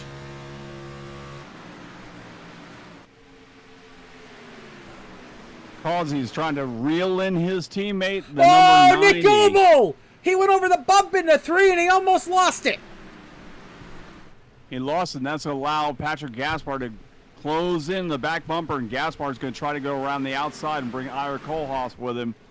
And possibly Ryan Cliver is right back there with him, too. And then right behind them, you got that number 40 car that we haven't seen much of tonight, Tommy Schaefer, making his appearance known as he's now running in the 7th position. All the way up to 7th in his debut tonight. It's a heck of a run for him tonight against these guys. We'll take a look at the number 40 as we come out of turn 4 here. If I can get this to come up. Tommy Schaefer, there you see him, the number 6 car as we go off into 1 and 2. He's sitting pretty in 7th position. Started 21st. A heck of a move up for him so far tonight as we continue to keep an eye on everything in front of him. He gets loose out of 2. Almost gave him the commentator's curse. As now Adam Wood's going to take a look to the inside, maybe into 3 and 4. Adam Wood will try to reel him in and try to get around him. The other guy that has made some major moves is Ryan Cliver. Ryan Cliver actually started 20th. He's all the way up to 6th. So we've got a few guys out here that definitely movers and shakers that we don't expect to see up to. Nick Gobble, who started 19th, is running 3rd, and he's been all the way up to almost 1st. Hey, it's not always about how fast you are in a single lap. It's about race pace. We have seen some of the best drivers in NASCAR history never win over 20 poles. Every once in a while, you'll get really, really fast at a racetrack. You'll figure it out and you'll get that. But the best drivers in history are the ones who can consistently drive for 500 laps and win a race. Guys like Nick Goebel, guys like Ryan Cliver, guys like Tommy Schaefer, Adam Wood, they're showing us tonight they have the ability to be faster in the race than they are in qualifying because it's not about single lap speed. It's about what you can do over 20, 30, 40, 50 laps. Yeah, and you talk about that. One guy that we expected to see make his way through the field, and it did not materialize, was the Jaden Gimbel car, the number 3. He actually qualified 2nd and then had to start in the back of the pack after he missed the start of the race, and unfortunately he is running 12th on the grid right now. Yeah, he's been on pit road 7 times tonight. He's had a mirage of issues. Just a common, a common issue for him tonight has just been getting in other people's stuff. He's locked his tires up a few times, trying not to get involved in other people's wrecks, and he just hasn't had the speed that he had in qualifying. No, unfortunately not. We have an update from Tito Teams Mechanics, though. The issue to the number 89 was a synchro. A synchro took him out of the race tonight. Synchro De Mayo? Yes. Synchro De Mayo took him out of the race. Synchro De Mayo. He was the latest jackman for the team. Unfortunately, his visa did expire, and I believe they came and picked him up. So, Christian.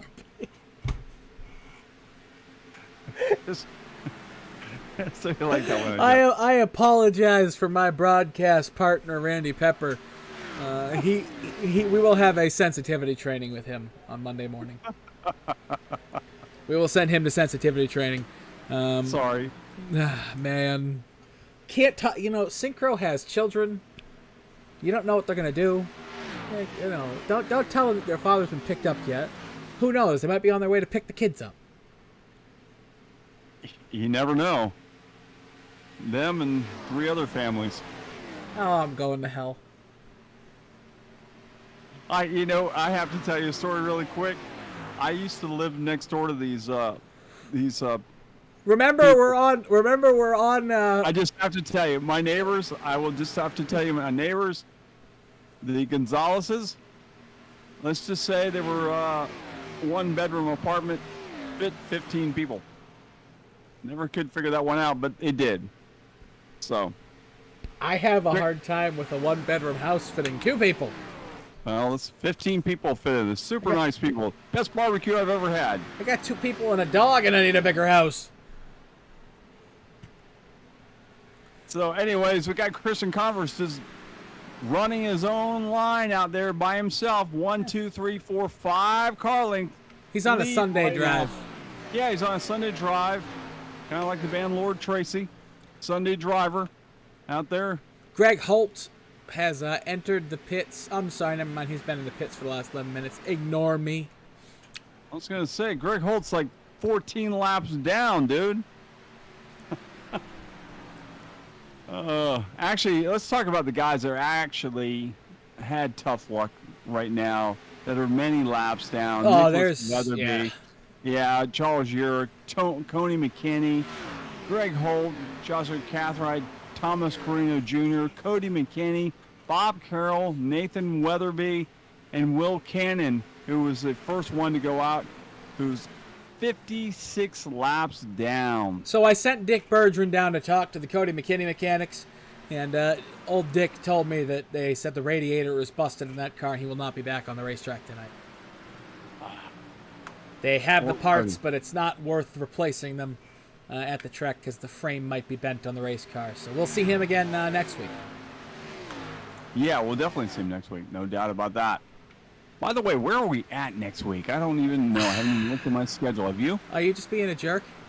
Yeah, I'm just being a jerk because I won't be here anyways. Doesn't matter. Are you just being a jerk because you know what track we're actually at?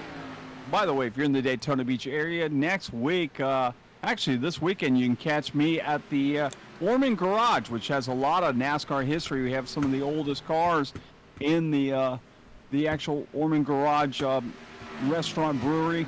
Some of the cars that used to race on the beach back in the old days. I'm in the Orman Garage on Friday night with Tycoustic, and then you can catch me on next Tuesday while everybody's racing here in the IVRL. I will be at the Hard Rock Daytona. So, just letting you know. Free plugs.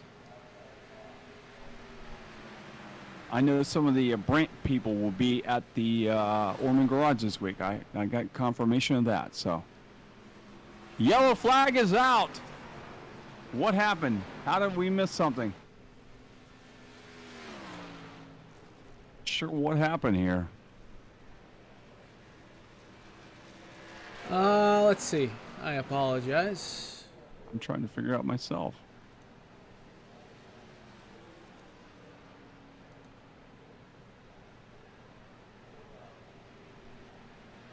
Something happened there. Nobody even came on the radio, or was that the end of the stage? It was the end of the stage. That's the end. I was going to say, 45 laps. Sitting over here trying to find who crashed. Christian Converse. Jesus H. I didn't even realize it snuck up on us that Oh quick. my God. 45 Christian laps. Converse with a stage win. Joseph Cossie comes home second. Patrick Gaspar in third. Nick Gobble in fourth. Ryan Cliver fifth. Ira Kohlhaas sixth. Derek Schilling in seventh. Adam Wood continues a strong night with an 8th place finish here in stage 2. I don't want to say his name wrong. Hold on, I almost said Tony. Tommy Schaefer in 9th, and Harvey Abrams up to 10th here in stage 2. Next week, here live on Tuesday night, we are at the worst racetrack in North America. Why NASCAR doesn't drive the freaking road course there, I'll never understand it, but we are at the most boring, New Hampshire, mile-long, flat piece of junk, extended Martinsville junk heap, New Hampshire Motor Speedway. You really hate that track. It's I don't think of it. Boring racetrack. You realize that 2 drivers actually lost their life at that track. I understand that. It was boring before they passed away, and it was boring after. The fact that 2 people lost their lives at a mile-long racetrack shows to tell you that track shouldn't be on the circuit.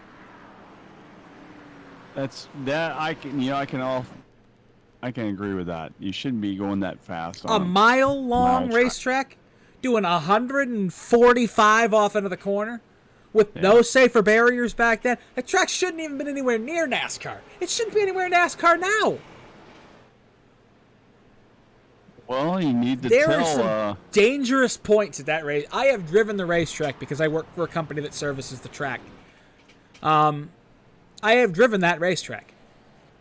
I've gone around it, to do things for my job.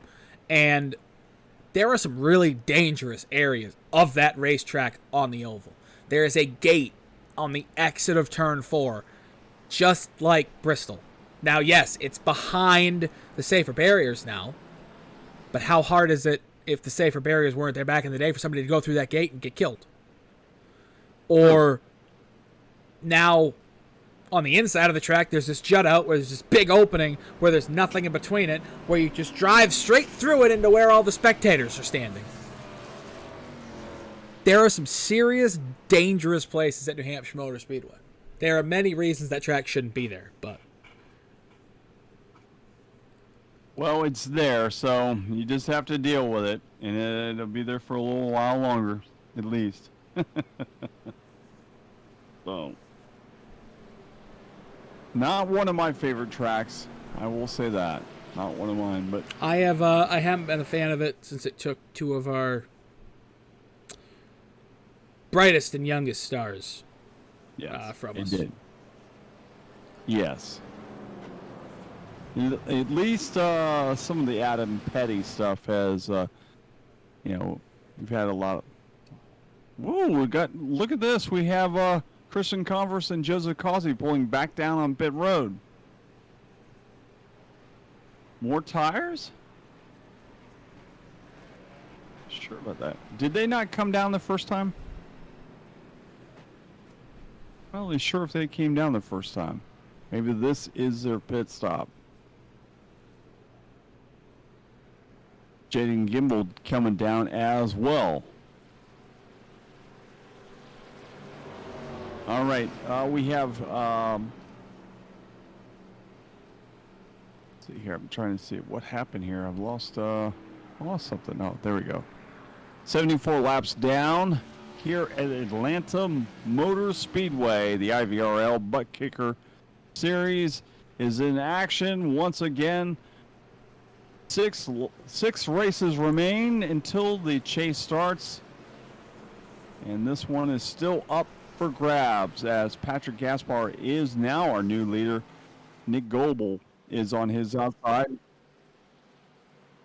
Yeah, go ahead. All right, we have Ira Kohlhaas and Ryan Cliver on row 2. Adam Wood and Christian Converse will make up row 3. Row 4 will be Joseph Causey and Tommy Schaefer. And green flag is out as Patrick Gaspar gets on the gas and off he goes.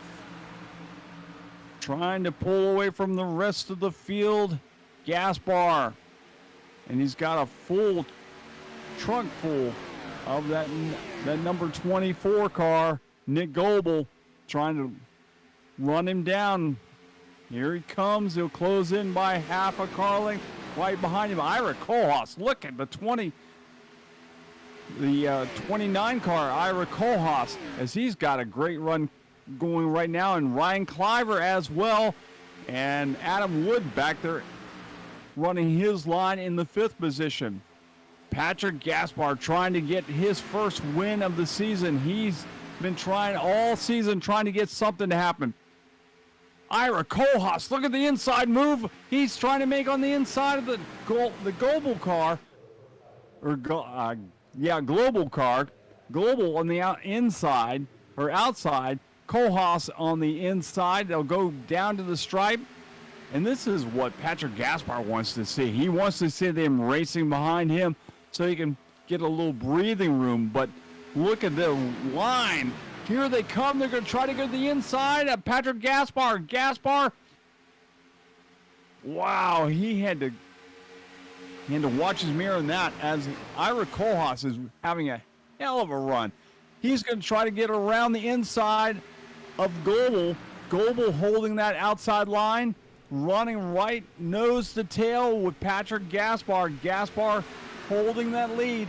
Kohlhaas is going to have to back off again, but now he's back on it again in the turn, going to try to clear that for that second position. He's going for the lead as they go down the back straightaway, but that draft is working its magic as Global is all over the back end of Patrick Gaspar. Holy but wow. Ira Kohlhaas is still trying to get that lead. He's got a great run coming this time as it comes down to the line. Will Ira Kohlhaas lead this lap?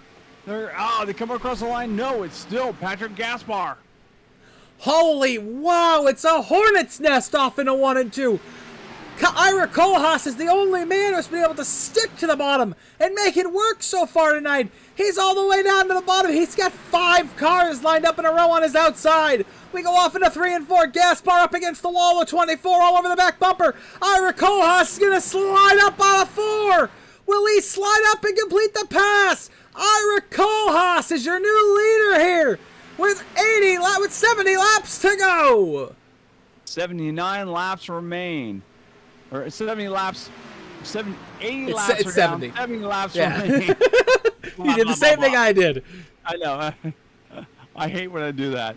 Math is not my best subject. As Ira You're from Kohlhaas Florida, I knew leading- that. Yeah, exactly. We can't count anything.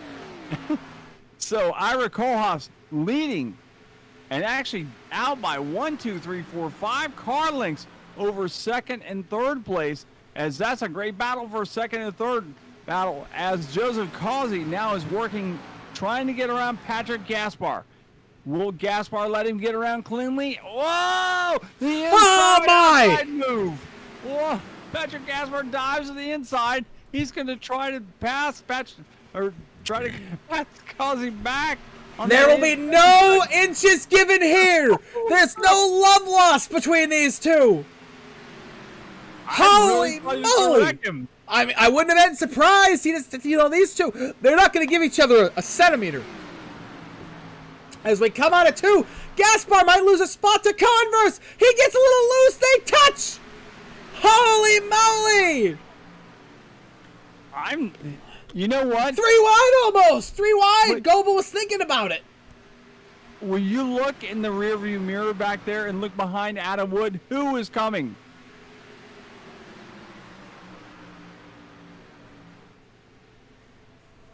I don't know if he's a lap down or not, but that number 3 car, Jaden Gimbel, is right there. He's making his way up here. Don't look now, but here comes Nick Goebel as well. Goebel is up to 4th. And look at that. Ryan Cliver. He's challenging for 5th. A lot of guys that we don't talk a whole lot about are now really showing some major strength here at Atlanta Motor Speedway. Ryan Cliver working that inside groove, trying to get around Patrick Gaspar, as well as Adam Wood is right there behind him. Jaden Gimbel now has reeled in Adam Wood. And let's see if Jaden Gimbel, who qualified 2nd and had to start dead last on the field, if he can make his way back to the front of the pack. That's what the big thing we're going to have to watch, is see if that 3 can show its magic again. Man, oh man, Randy, this has been absolutely incredible. Ryan Cliver is going to make the move to the inside, possibly down the backstretch. Adam Wood defending from Jaden Gimbel. Jaden Gimbel has all of a sudden shown that speed that he had in qualifying. He just ran the fastest lap on the racetrack 2 laps ago. Wow. He might have been laying back, trying to conserve the car. He's made 9 pit stops tonight. He might have had a little bit of damage. But whatever the problem was, he solved it, and he is moving forward now as we have, hold on, quick maths, 64 to go. 70 foot, hold on, wait, 64 to go. 64 laps remain in the IVRL Buttkicker Atlanta Motor Speedway race. This is powered by Finish Grade 12, kids. This is what happens when you don't. Me and Randy don't know how to maths. Ryan Cliver, where did he come from? He's all the way up to 4th now. Cliver has got some strength going as he's worked his way around that 24 car. I don't know if it was the draft or not, because Patrick Gaspar now is back on the gas as well as he's trying to work around that 24. Looks to the inside, but he'll have to tuck in back behind him and make it single wide. Single file, single wide, single file. Single wide, single wide, 3x3, single wide. It's single wide like my friends in West Virginia. Single wide like we'll be here next year. And now Joseph Causey making a run down the backstretch. He wants to take a peek to the inside of the number 29 Ira Kohlhaas as we go off into 3 and 4. Causey might take a peek in the corner. He's going to drive it down in there. Can he make it stick? The answer is a maybe.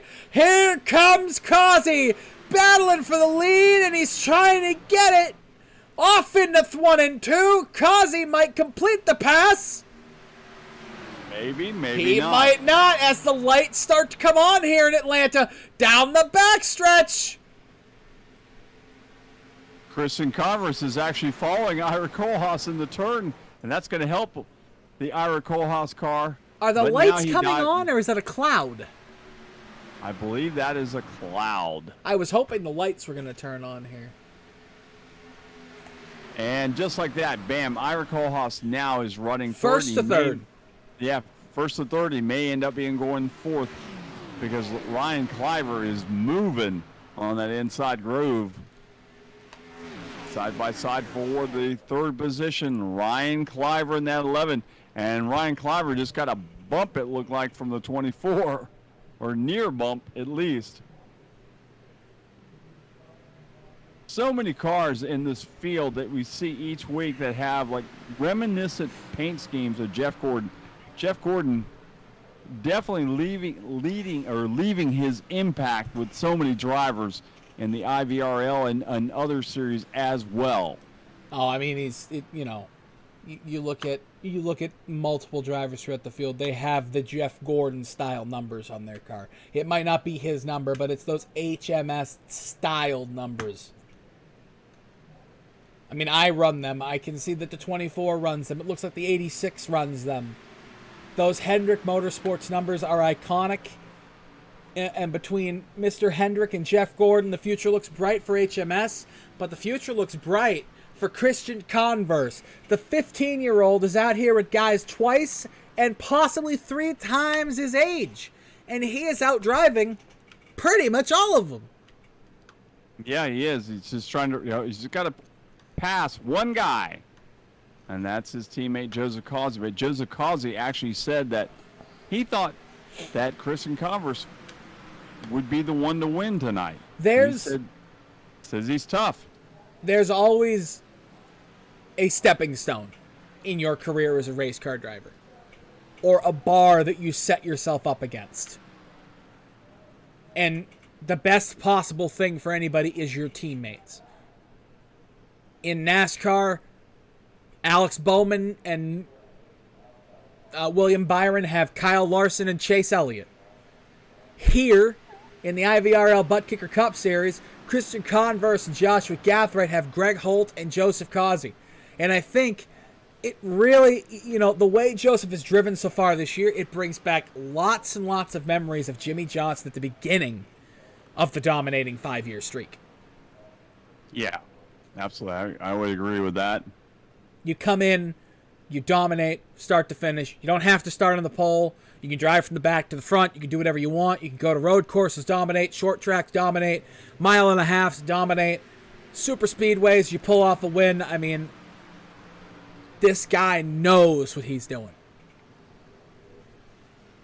How frustrating do you think it is for somebody like Patrick Gaspar, who's an awesome driver in himself, but this season he hasn't had any breakthroughs at all. He's run strong, but he hasn't been able to make it to victory lane. And with only 5 races remaining after this, his chances are dwindling away. Well, he is locked into the playoffs on points by a huge margin. But you want to break through before the playoffs. But if you go back to 2014, or was it 13? Hold on. 13. 13? 13. Yeah, 13 with Tony Stewart. He didn't win a single race in the regular season. He got to the chase. He won 5 races, won the championship. Got a battle for the lead off in a 1 and 2. You do not need to be stout in the regular season. That's what the playoffs bring here. And now in the playoffs, you don't need to be stout throughout the regular season as Christian Converse makes the pass stick on Joseph Causey, and Christian Converse is going to look to drive away. But you don't have to be the Joseph Causey of the season to win the championship. We've seen that.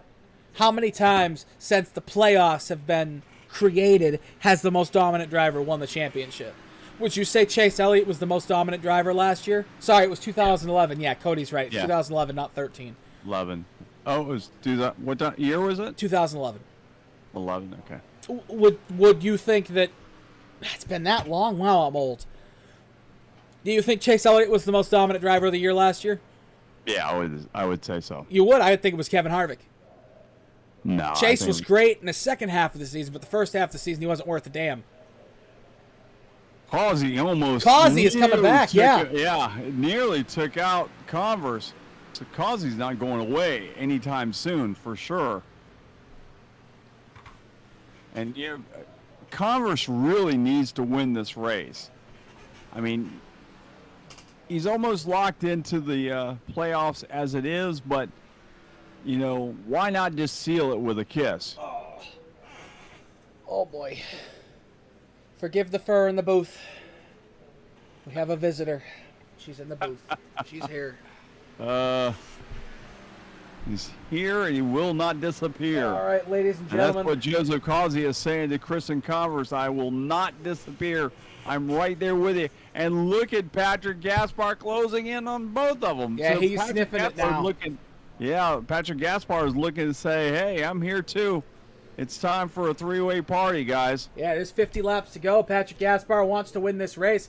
The way that these guys have been going so far tonight, I think that maybe it'll be a one. Oh, Patrick Gaspar! I was just about to say tires. He's going to come get tires. And now we have seen the delta on tires and on what needs to happen. If you're Christian Converse and Joseph Causey, you have to battle, but you have to answer that challenge now. You have to pit. The delta on tires is just too large. It's 2 seconds a lap. He was only half a second behind you. If you stay out, he gains 2 seconds. This right here, as long as Patrick Gaspar doesn't mess up on pit road now, they're staying out. He will be your leader. Without a doubt in my mind, just based on the delta, he will be your leader as long as he doesn't make a mistake. So keep an eye on that. We've seen many races won and lost in the pits this year, and this could be another one. Yep, it could be. We will watch this and see how it plays out for sure. Christian Converse looks like he's staying out again. So is Joseph Causey. I don't know. Did Patrick Gaspar play his hand a little too early? I'm thinking he may have played it a little too early. I mean, with 15 laps remaining, we know the tires start going away around 30, 35 laps. I guess the question might be then, does he think with this free track he has now that he can make a large enough of a gap? Because it's 2 seconds a lap right now he's gaining on them. And that's going to continue until they pit. Yes. So does he think that he is going to be able to get himself a large enough lead to be able to conserve and win the race that way? Because in essence, right now, he should have a 4-second lead when we pit. Because he's 2 seconds a lap faster than these guys. About a second and a half, second and 3/4 lap faster. This is going to get interesting. Ira Kohlhaas is pitted, so he will gain from this. He's only 4 seconds back from Patrick Gaspar and gaining. So Ira, who is super fast, he's another guy who could really benefit from this. And now Patrick Gaspar gains 2 full seconds that lap. 2 full seconds. So now the question really does become, what is going to happen on the track? Are they going to be able to hold off Gaspar and Kohlhaas? I don't think they will. The only thing that Converse and Causey can really hope for now is a caution. Or maybe they're going to stretch it long enough where they can make it without having to pit again. There's a whole bunch of different strategies playing out right now, Randy. There are a lot of different strategies playing out right now. I'm trying to figure out when they will pit, and I'm thinking that Cliver and Goebel should pit sometime soon as well. Yeah, I just don't know. I know that Christian and Joseph have that extra set of tires, but if you don't get the cautions, you can't use them. So Right, exactly. And that's another thing. We don't have the cars running with each other like we did before. We're pretty much strung out throughout the field, and somebody can spin and may not bring out the caution. So I don't know. I really don't know. Patrick Gaspar is on a mission. He is now right behind our leaders. He's a half a straightaway behind our leaders. if he is able to unlap himself, we're going to go ahead and put the track map up there so you can see. If he is able to unlap himself, which right now... He's going to. There's no doubt about it. He's coming. That seems extremely possible. Oh, I think it's totally possible because he's right there behind Causey. Yeah, I mean, he'll get by Causey. I would say he'll get by at least Causey by the end of this lap. And now we're going to keep an eye on that. Here we come. He's going to go to the outside. And there it is. They're and he staying may get out around again. Converse as well. Ira Kohlhaas right with him. So the leaders are watching the battle for the lead happen right now on the racetrack. Ira Kohlhaas and Patrick Gaspar are battling for the lead here. They are right now not in the lead, but when this cycles through, they will be by a wide margin. Yeah, you've got to pit now. This is a 8 or 9 second gap you're letting be created here. Converse and them have to pit. This is crazy to stay out this long. This is crazy to stay out this long here. And I'm surprised actually seeing Ira Kohlhaas and Patrick Ira Gaspar. Kohlhaas is now your leader. He will be your leader. He is past Patrick. When this all cycles through, he will be your leader. Now, Derek Schilling and Michael Payne are in. They have seen the gains that these two have made, and they will now end up being a lap down, I think. Those two will end up getting stuck a lap down, I believe, because Ira and Patrick are just so much faster. And Christian Converse and Joseph Causey stay out, and they continue to lose time. Adam Wood the same way. He's 6 seconds off the pace of these two guys. He should pit sometime soon as well. Adam should take advantage of this. I mean, Christian and Joseph are clearly in this for the long run right now. We're looking at your two leaders as they come through 1 and 2 here. And, sorry, 3 and 4, and they stay out again. They are trying to go the distance. They're going to try to pit as late as possible to make it on fuel. That's the only thing I can think of. And the other drivers are thinking, well, I can just drive around the track way, way faster and pull out an 8, 9, 10 second advantage here. Yeah. This is huge. This race could be won and lost right here. And if one of these two has an issue on pit road, a pit road penalty sliding through their box, it's over for them. I mean, right now it's over for them anyway because it's going to be a 10, maybe 11-second lead at this point. Causey's pitting. Causey's down. Causey back down. He's pitting. He's trying to back it down. I think he might have been speeding on the entry. That's going to be close. He was close on entry there. We're going to have to take a look at that. We're going to take a look at Joseph Causey's entry really quick here.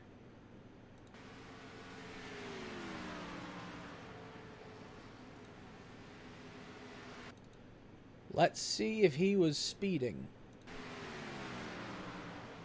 He might not have got it below the speed. Uh-oh. That's going to be close. Christian Converse is in this time. Ira Kohlhaas is entering the backstretch now. This is going to be a huge lead. This is going to be 10, maybe 12 seconds. Christian is now entering his pit stall. He's got another 20 seconds on pit road. And Ira, and yeah, this is a huge lead. I bet you this is 15 seconds. We'll see. He's Ira Kohlhaas. He brings the car down the back straightaway. 12.9. Gaspar is now jumping underneath him. 12.9 seconds now. Wow. I don't know if that was the strategy to win the race or not for Patrick and Ira, but it was the best they had and the best opportunity they could take.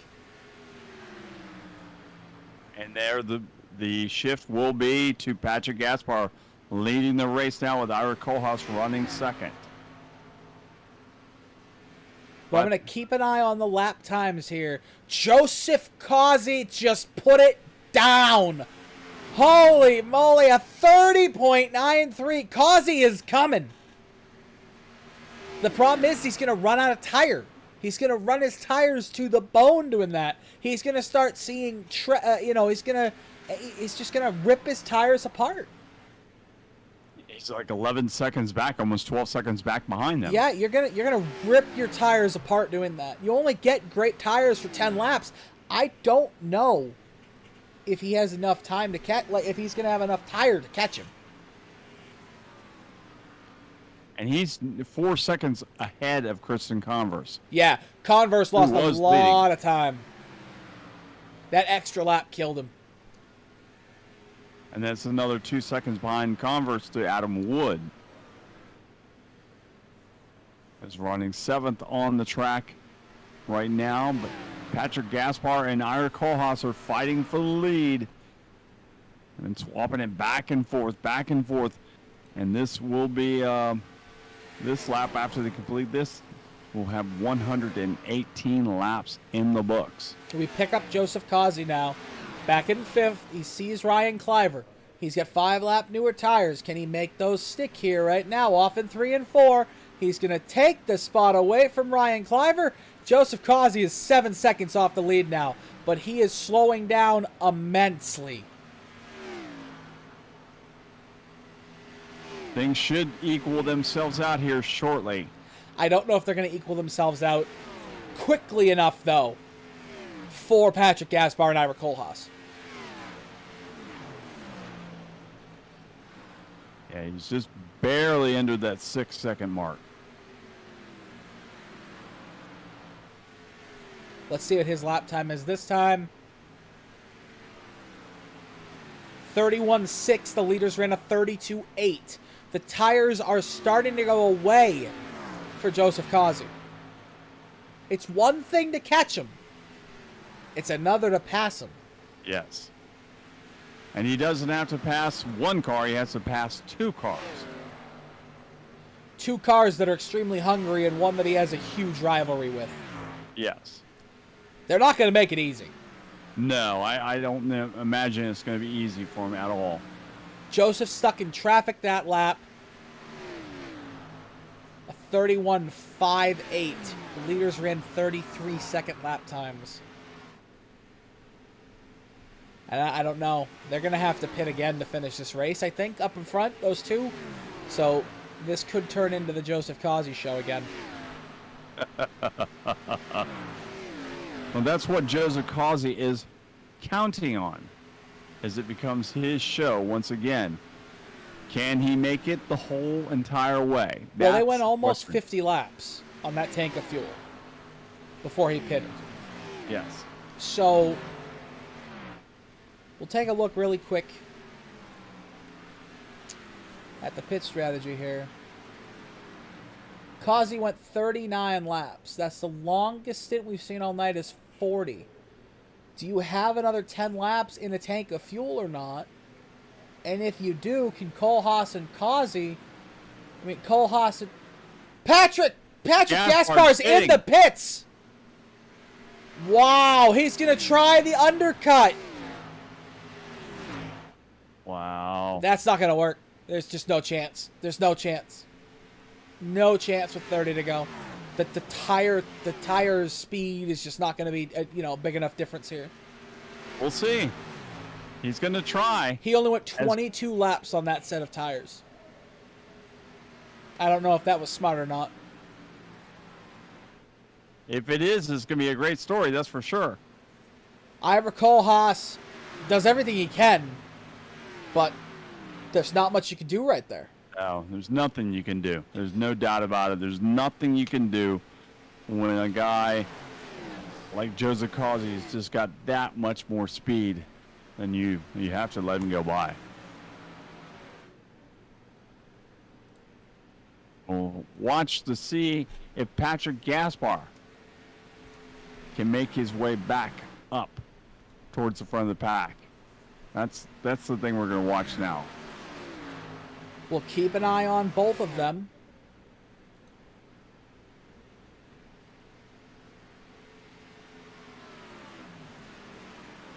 I'm actually surprised that Christian Converse hasn't made up that much ground either. I mean, he's up to third, but still, he's still 2.5 seconds behind Causey. Causey's just on a whole nother planet now.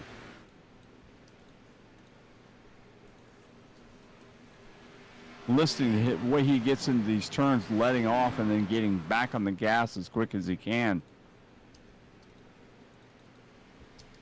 Kohlhaas making some comments about some stuff. I'm not sure what it was, but are the comments clean enough that you can say them on air? say what? Are the comments clean enough that you can say them on the air? I'm not going to comment. Oh. No, they're nothing. It was nothing. Just letting somebody go by. That's all. That's all. He was riding back there with Nick and just letting Nick go by. So it's all Joseph Causey after 127 laps. Causey trying to make it another one, being number 12 on the season. As Nick says, did he peak too soon? Will he be able to do this in the playoffs? I imagine he will be able to. I don't think he can be this good and just go away. Christian Converse has now made it up to second place. And now at least you can see him on the same straightaway as Joseph Causey.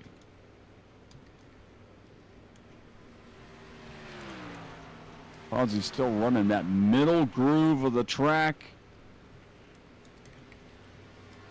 And the turns and high, you pull it down to the middle of the track in each of the turns. I don't believe, well, actually Christian Converse is actually gaining on Joseph Causey. Got a 1.7 second lead for Joseph Causey. And then third place, Adam Wood is 15 seconds off the leader's pace.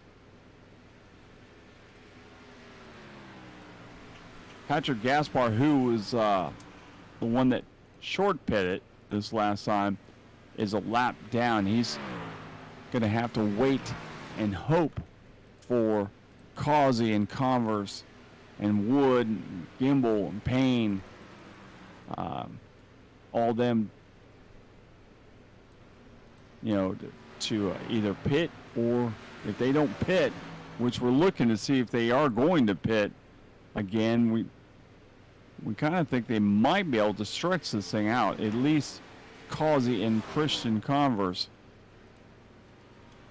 But we're going to watch to see if they can actually stretch this thing out here at Atlanta Motor Speedway.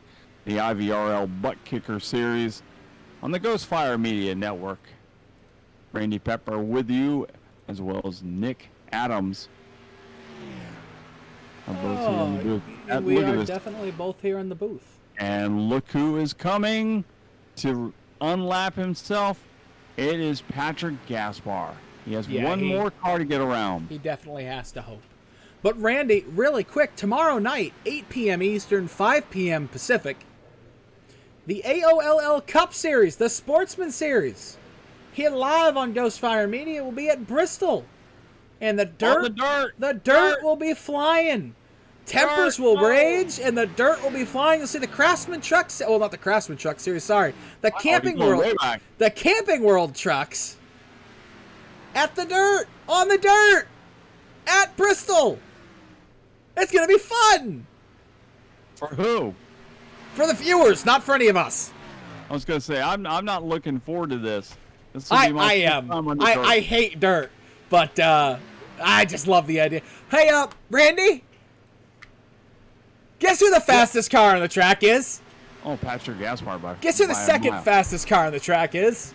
That didn't just pit. Oh, that didn't just pit? Yeah. Christian Converse. Yeah. Yeah. This is about to get interesting for first, I think, ladies and gentlemen. I think Joseph Kazi is going to have a battle on his hands. Well, he's catching him. Does he have enough time? Is the question. That's the whole thing, yeah. Does he have enough time? He's like half a tenth faster, which isn't a lot, to be honest, but he's not super far back. So if he can improve that to a tenth and a half a lap, 17 laps, he has just enough time to catch him and put on some show for the fans here at the end, as he lets Ira Kohlhaas go by. Yeah, he's got to let him go by, because you can't sit there and fight him, because that's going to slow him down where it breaks his momentum. I think he would wish that Ira was a little slower, though, so that he could get a little push. Yeah. You know, I'll tell you, though, it's been a rough night for Tito Team. Two major issues for them tonight. Big incident with Greg Holt earlier in the race. Then Joshua Gathright had that issue that had him exit the sim. Talked to his team, and that was a gear issue. Seems like a synchro went, and he couldn't get into fourth.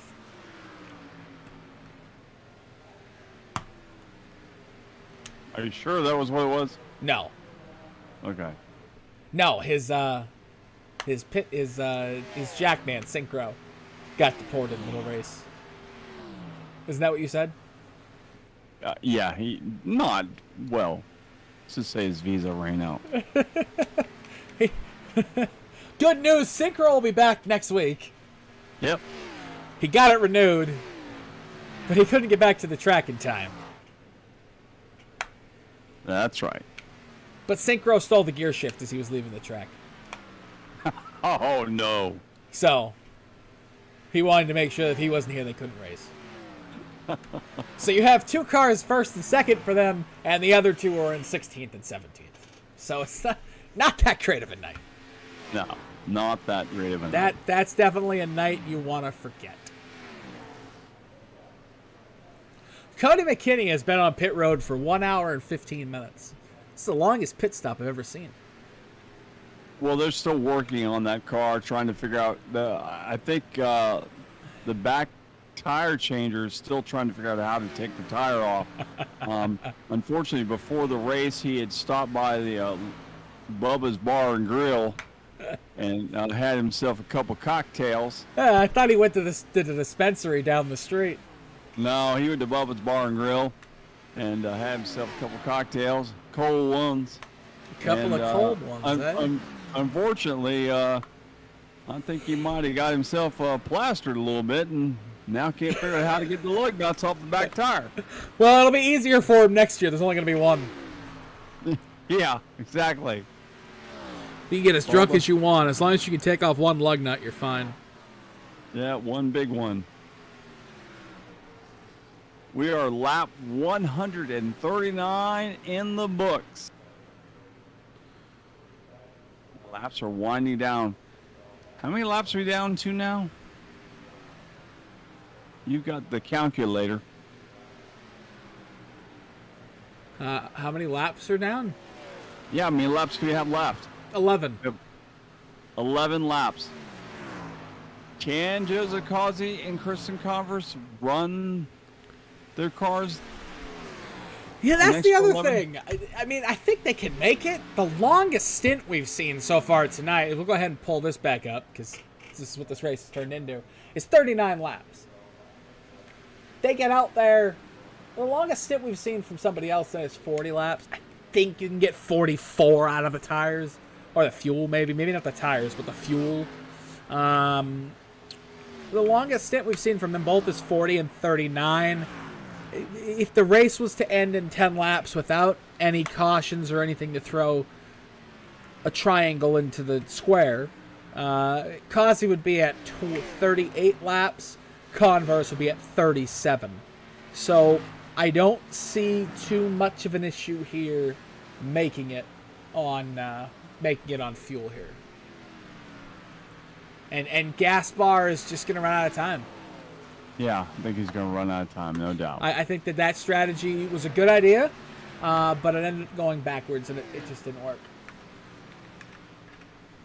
Yeah, he's running fifth right now. The Jaden Gimbel, who's made a hell of a comeback, is running third now. And Jaden is no slouch. I mean, and the tires have started to even out. You've got almost 30 laps of tire on the Ira Koolhaas and Patrick Gaspar cars. The tires have started to even out here, so you're starting to see that advantage they had earlier. It just isn't there. Yep, they've hit a brick wall. That it did, my good friend. That it did. Just a few laps remain here at Atlanta Motor Speedway. It's been all the Team Tito racing pretty much most of the night. We had a short little stint where we had Ira Koolhaas and Patrick Gaspar leading the race. We saw some great runs by Nick Gobble in his first race out here. I think he might have led one lap, but he also was running second for quite a long time. So a good showing for his first race. Ryan Clivers actually was running really well there for a while as well. So a lot of guys that we hadn't talked a lot about actually were having good runs. The Tommy Schaefer guy in the 40 car is now running 10th. That's another guy. Michael Payne, we haven't talked a lot about him tonight. He's actually running 11th.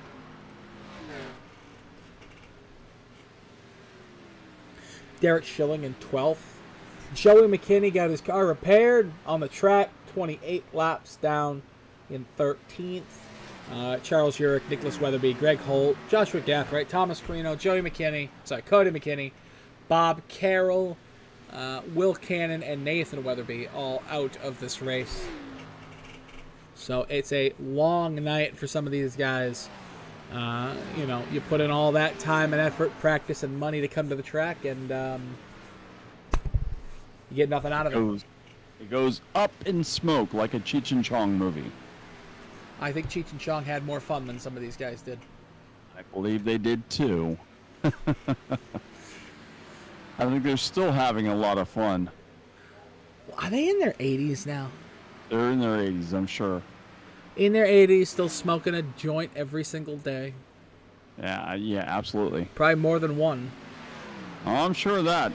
For one thing, I can't remember if either one of them had lung cancer or not. I thought Tommy Chong had some issues, but I'm not sure about that. I know a few years ago, Tommy Chong was actually on Dancing with the Stars. Do you remember that? I do not, but I remember when Michael Waltrip was on Dancing with the Stars. That wasn't very good. I remember when Michael Waltrip would dance in between the haulers, trying to practice for that. It was the funniest thing. I can imagine him. Oh yeah, he's back there dancing between the haulers, getting his moves on, to make sure he had everything squared away when he got on TV. Oh boy. 148 is in the books. It's all Joseph Causey. And that little gap that he had between him and Christian Converse is still a 1.2 second lead. I don't think there's enough time. No, there's not enough time, and there's just not enough tire left on Christian's car for him to really make the push that he would need to really get the job done here. So, minus, Causey blowing a tire here, this white flag will be the end of it. Yep. We come through 1 and 2 for the final time. Down the backstretch for the final time here at... Oh! Man, the 24 was messing with him. Yeah, he is. He's all over the back bumper of that 88 car. For the final time, through the 22-degree banked 3 and 4, down the quad oval, the 88 of Joseph Causey will come home first and put an end to the Atlanta Motor Speedway quad oval era in the IVRL Buttkicker Cup Series. I'll tell you what, when they start to take this racetrack apart in a couple of weeks, I bet you they're going to send a little virtual piece of it to Joseph Causey. He's probably going to ask him for it. I got a career win here. Send me a piece of the track. Does anybody remember what happened the last time we were here at Atlanta, with which Joseph Causey won that race as well? Do you remember what happened? No, I don't.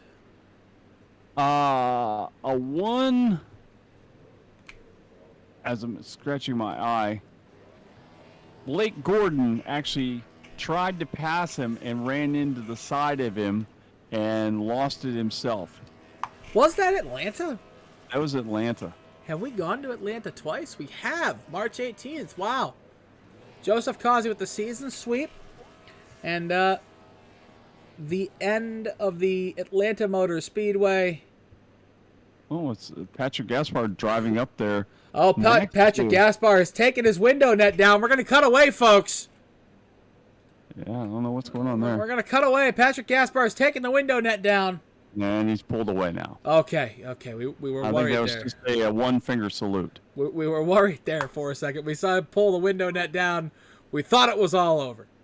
All right, we're going to go ahead and pull up our first, second, and third place finishers. Let's go ahead and pull third. Oh, wait, something fell out on the track from Patrick Gaspard's car. It's a sign. Is that some lead shot? No, it's a little piece of paper. It says tire cheat. I hate you. Oh boy, let's pull the winner in here. I'm not gonna introduce him. We don't introduce this man anymore. His 12th win of the season, Mr. Perfect. I'm not perfect. Mr. I'm hard for perfect. Hey Joseph. Just a quick thing. Post race, they failed your car for inspection due to a tire cheat. At least that's what Patrick Gaspard was saying. There was a piece of paper that flew out of the driver's window. It's a tire cheat on it, according to Randy Pepper. When he pulled up there at the end of the race, I had to cut away. He put his window net down. I thought he was going to get out and charge you. Thought we were going to have another Adam Wood, Cody McKinney thing. I can't afford the FCC fines for that. Yeah, it was just him putting the sign up, and then he dropped it as he went away. Joseph, you have some love from Alabama coming your way. You got some fans out there. Yeah, my dad and my aunt should be on here watching me. Well, I was going to say, Joseph, you told us the other night that Christian was the man to beat, and he ran really, really good at this track the whole race, except I was thinking that maybe you might let off and maybe let him catch him, maybe let him win the race so he can be qualified automatically into the playoffs. He's there. But he's not guaranteed. He's there. It's not guaranteed. He's probably going to do better than me in New Hampshire. New Hampshire, I promise, I'm not good there. Not good. Scout's honor. Sure. Can you do me a favor while you're at New Hampshire? What? You already have 12 wins. So just place a bomb in the motor of your car and blow up turn 2. That way the next time we go there, we have to run the road course. We have to run the road course. He hates New Hampshire. It's the worst, most... It doesn't flow. The corners suck. There's no banking. The seats are terrible. It's a piece of junk. He really hates that track. I do. He I really- can't. see I that. said he Hey, really you sound does. like me with Pocono. the road Yeah, course is a I was gonna say, fantastic. Let's get rid of all the road courses and all the Pocono will be perfectly fine. The road course at New Hampshire is a fantastic design. Love that track. That's amazing. The oval sucks. It's terrible. It's useless and terrible. Hey, let's talk about Joseph Causy's great win. Do we have to? Now, yeah, we have to. So as Patrick Gaspar and them, they short pitted there. Mm-hmm. Did you guys have a number that you were thinking about when you were going to pit? And why didn't Christian come on pit road when you did? Because he saved gas better than I did, for one. And two, I came in because I would have never made it the second lap around. Well, I would have went with him just to have more than enough fuel for security. But if you listen to my in-car, I was clutching every dang corner. Yeah, I heard it. Yeah, I was listening to it. So, I mean, that was the only thing that saved that race to even, be there. And, I had the advantage of getting out in front, since I already pitted before Christian. So I had, time on the track to go fast at one point in time, That was the only reason why I got out so far.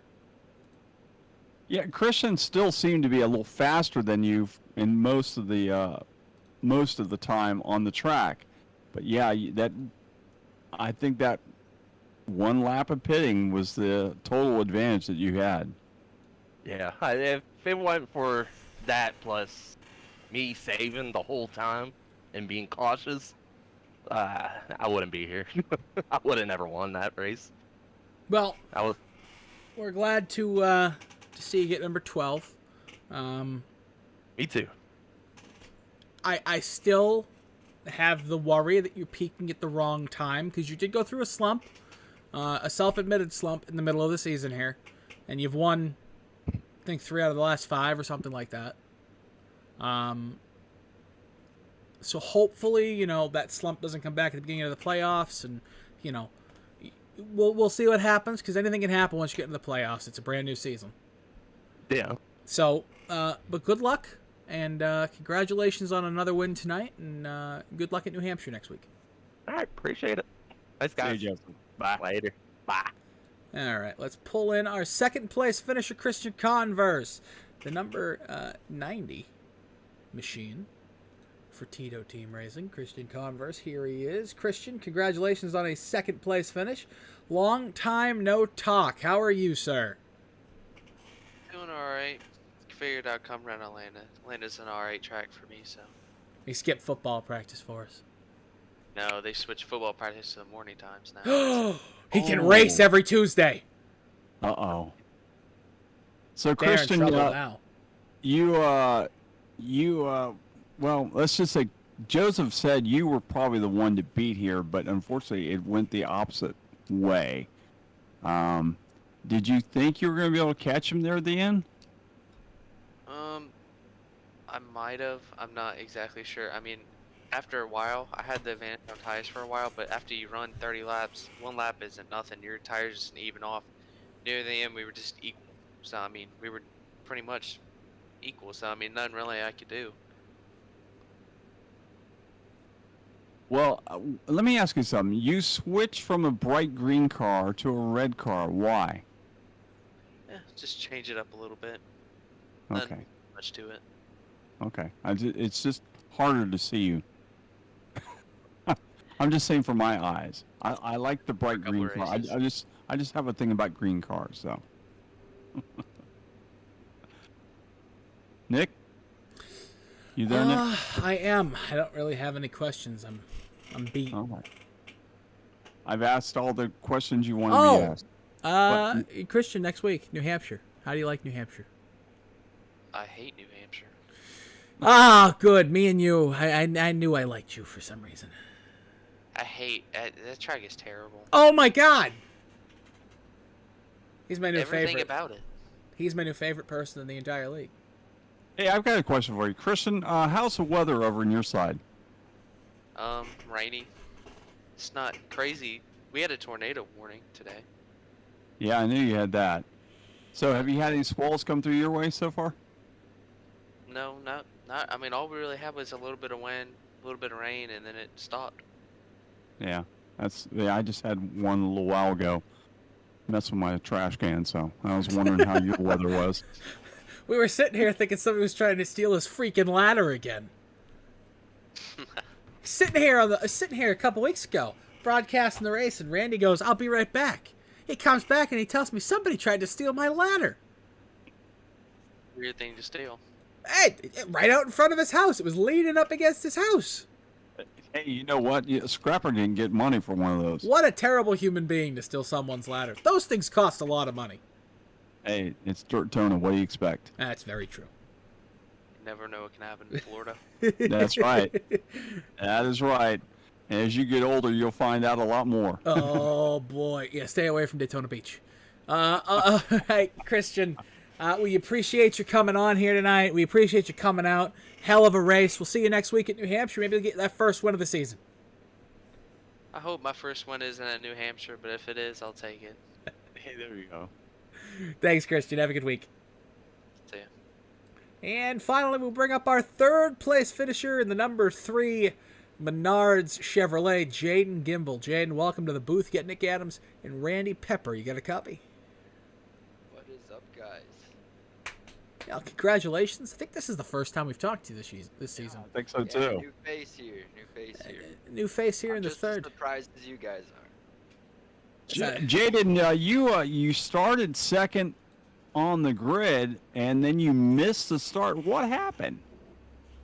I just didn't want to be a part of everything. I knew I needed to get a win. I'm out of the playoff contention pretty much, so I had to get a win. So I was just thinking at the end, just be there and have the car intact, and everything paid off. Well, you got third, but we were hoping that you would start on the outside and run right there with them, but, you know, oh well. Third, I mean, I'm actually surprised you got third. Yeah, I saved gas along with those guys. I saw they made a move toward pit road right before that last stage started, and I was like, oh, these guys have something up their sleeve. I'm going to try doing it too. I'm fortunate enough to use the clutch, so that helped out a lot. Saved about a good 5 laps. If I would have ran it flat out, I probably wouldn't have been able to make it. So that was pretty key tonight, is just follow what they do, because whatever they have been doing has been working. So Right. So when you say you're using the clutch, what do you mean? How were you using the clutch? I push my clutch down and it just goes into neutral. So around the turns you're letting off anyway. So I was just pushing in the clutch there, and getting my gearbox into neutral, and then shifting it back into fourth on exit. And that's how you do it. Okay. Did you just ask him how a clutch worked? I was just asking how he was using it. Okay. I thought know you how were. a clutch works. I was going to say, you were born in 1947. You drove a Model T, for Christ's sake. You know how through clutch works. 1920s, dude. We didn't have them in 1947. I wasn't around in 1947. It's 1949, sorry.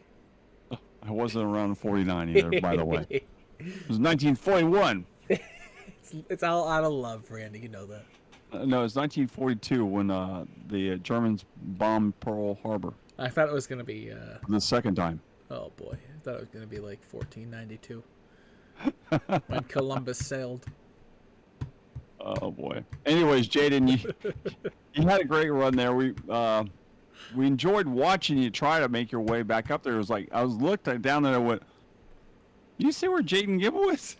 Because there for a while you were just sitting in the back of the pack doing nothing. So Just chilling, and I just want to give a quick shout out to all the RHR guys out there, and Nick Goebel for picking up a stage win there, or P3 on a stage finish in his debut. So that was pretty awesome to see. He's pretty excited about it. Other than that, we'd never seen him. Yeah, he just got iRacing, and raced over on Xbox with him for a while, and he's a good guy. He just got iRacing? He came in here and finished third behind Joseph Kazi? No. He's had it for a while. He grinded out his A class. He did it the right way. Okay. I was about to be like, wow, So- I have no talent. Tell me he's not using a controller. Actually, he's got those things that come off of the Xbox controllers. That's how he steers his car. Nah, that's total BS. Funny Like, story. If you watch Ghostfire Media, any of our other broadcasts, you'll hear this guy named Larry Patrick. Well, when Larry first joined the other league we broadcast, the AOLL, Larry actually used an Xbox controller. And that was when he finished third. Since he has gotten a wheel, he hasn't finished anything better than fifth. So maybe he should go back to the controller. Yeah. Dangerous. Yes. So we're all dropping our wheels and go back to. Yeah, Controller. you'll see us this next week. Everybody from Ghostfire Media will be driving with controllers, with little tiny sticks on top of the controller, so to have a little bit better, control. So we'll see how that works. Yeah. So Jaden, hopefully, we haven't talked to you before. Maybe we have you in the podcast sometime. Yeah, I'd be down for it. Just give me a shout out on Discord and I'll see if I'm available or not. All right, sounds good. Yeah, because we haven't had you on, so it'd be fun to have somebody new. So, Awesome. all right. Congratulations on a third place win and a second place qualifying run. Thank you. See you guys next week. All right. Thanks a lot. Bye. I just want to give a shout out really quick to Nick Goebel. I just found something out in the comments. Tonight was his first ever league race. He's had iRacing for 2 months. And he came in here tonight with some of the best iRacers we've seen, some of the best we broadcast. And he was no slouch. No. Finished 8th in his debut. That's a hell of a debut against some of these guys. Speaking of that, Randy, do you want to go ahead and read us the results? Yeah, sure. We'll go through the final results of the night for the IVRL Atlanta Motor Speedway race. It was Joseph Causey winning the race. Second was Christian Converse. Third was Jaden Gimbel. Fourth, Ira Kohlhaas. Fifth was Patrick Gaspar. Sixth was Adam Wood. Seventh, Ryan Cliver. Eighth was Nick Goebel. Ninth was Harvey Abrams. 10th was Tommy Schaefer making his debut in that number 40 car. The 11th place was Michael Payne. 12th was Tarek Schilling. 13th, Joey McKinney. 14th, Charles Urich. 15th was Nicholas Weatherby. 16th was Greg Holt. 17th, Joshua Gathright making his return. 18th was Thomas Carino Jr., who ran into some tough luck tonight after starting 6th on the grid. 19th, Cody McKinney. 20th, Bob Carroll. 21st went to Nathan Weatherby, making his first start in the 25. And rounding out the field tonight, the 08 of Will Cannon. So that is the final results for the IVRL Buttkicker Atlanta Motor Speedway race. You all right there, buddy? I am all right. I'm actually going to try something out for next week. Okay, But, good. Let's show that to you guys next week. Okay, sounds good. But Don't forget tomorrow night we've got the Sportsman race on the Ghostfire Media network, and then on Thursday night it's the TNT ARCA cars will make their way around. I believe it's Atlanta. Am I right? it is Atlanta Motor Yeah. Speedway. The same track, yeah. What the And then heck? Sunday night, or actually Friday night, we had the podcast. I won't be on the podcast this week because I will be playing at the Ormond Garage.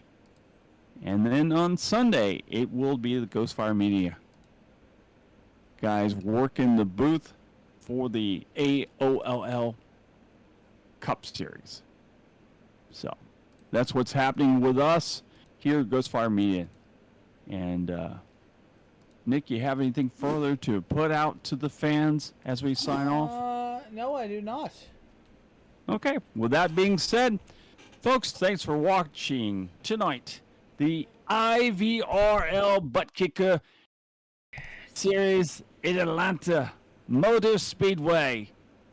And from the beautiful state of Florida, who's getting pounded at least part of it is getting pounded by Hurricane, whatever her name is.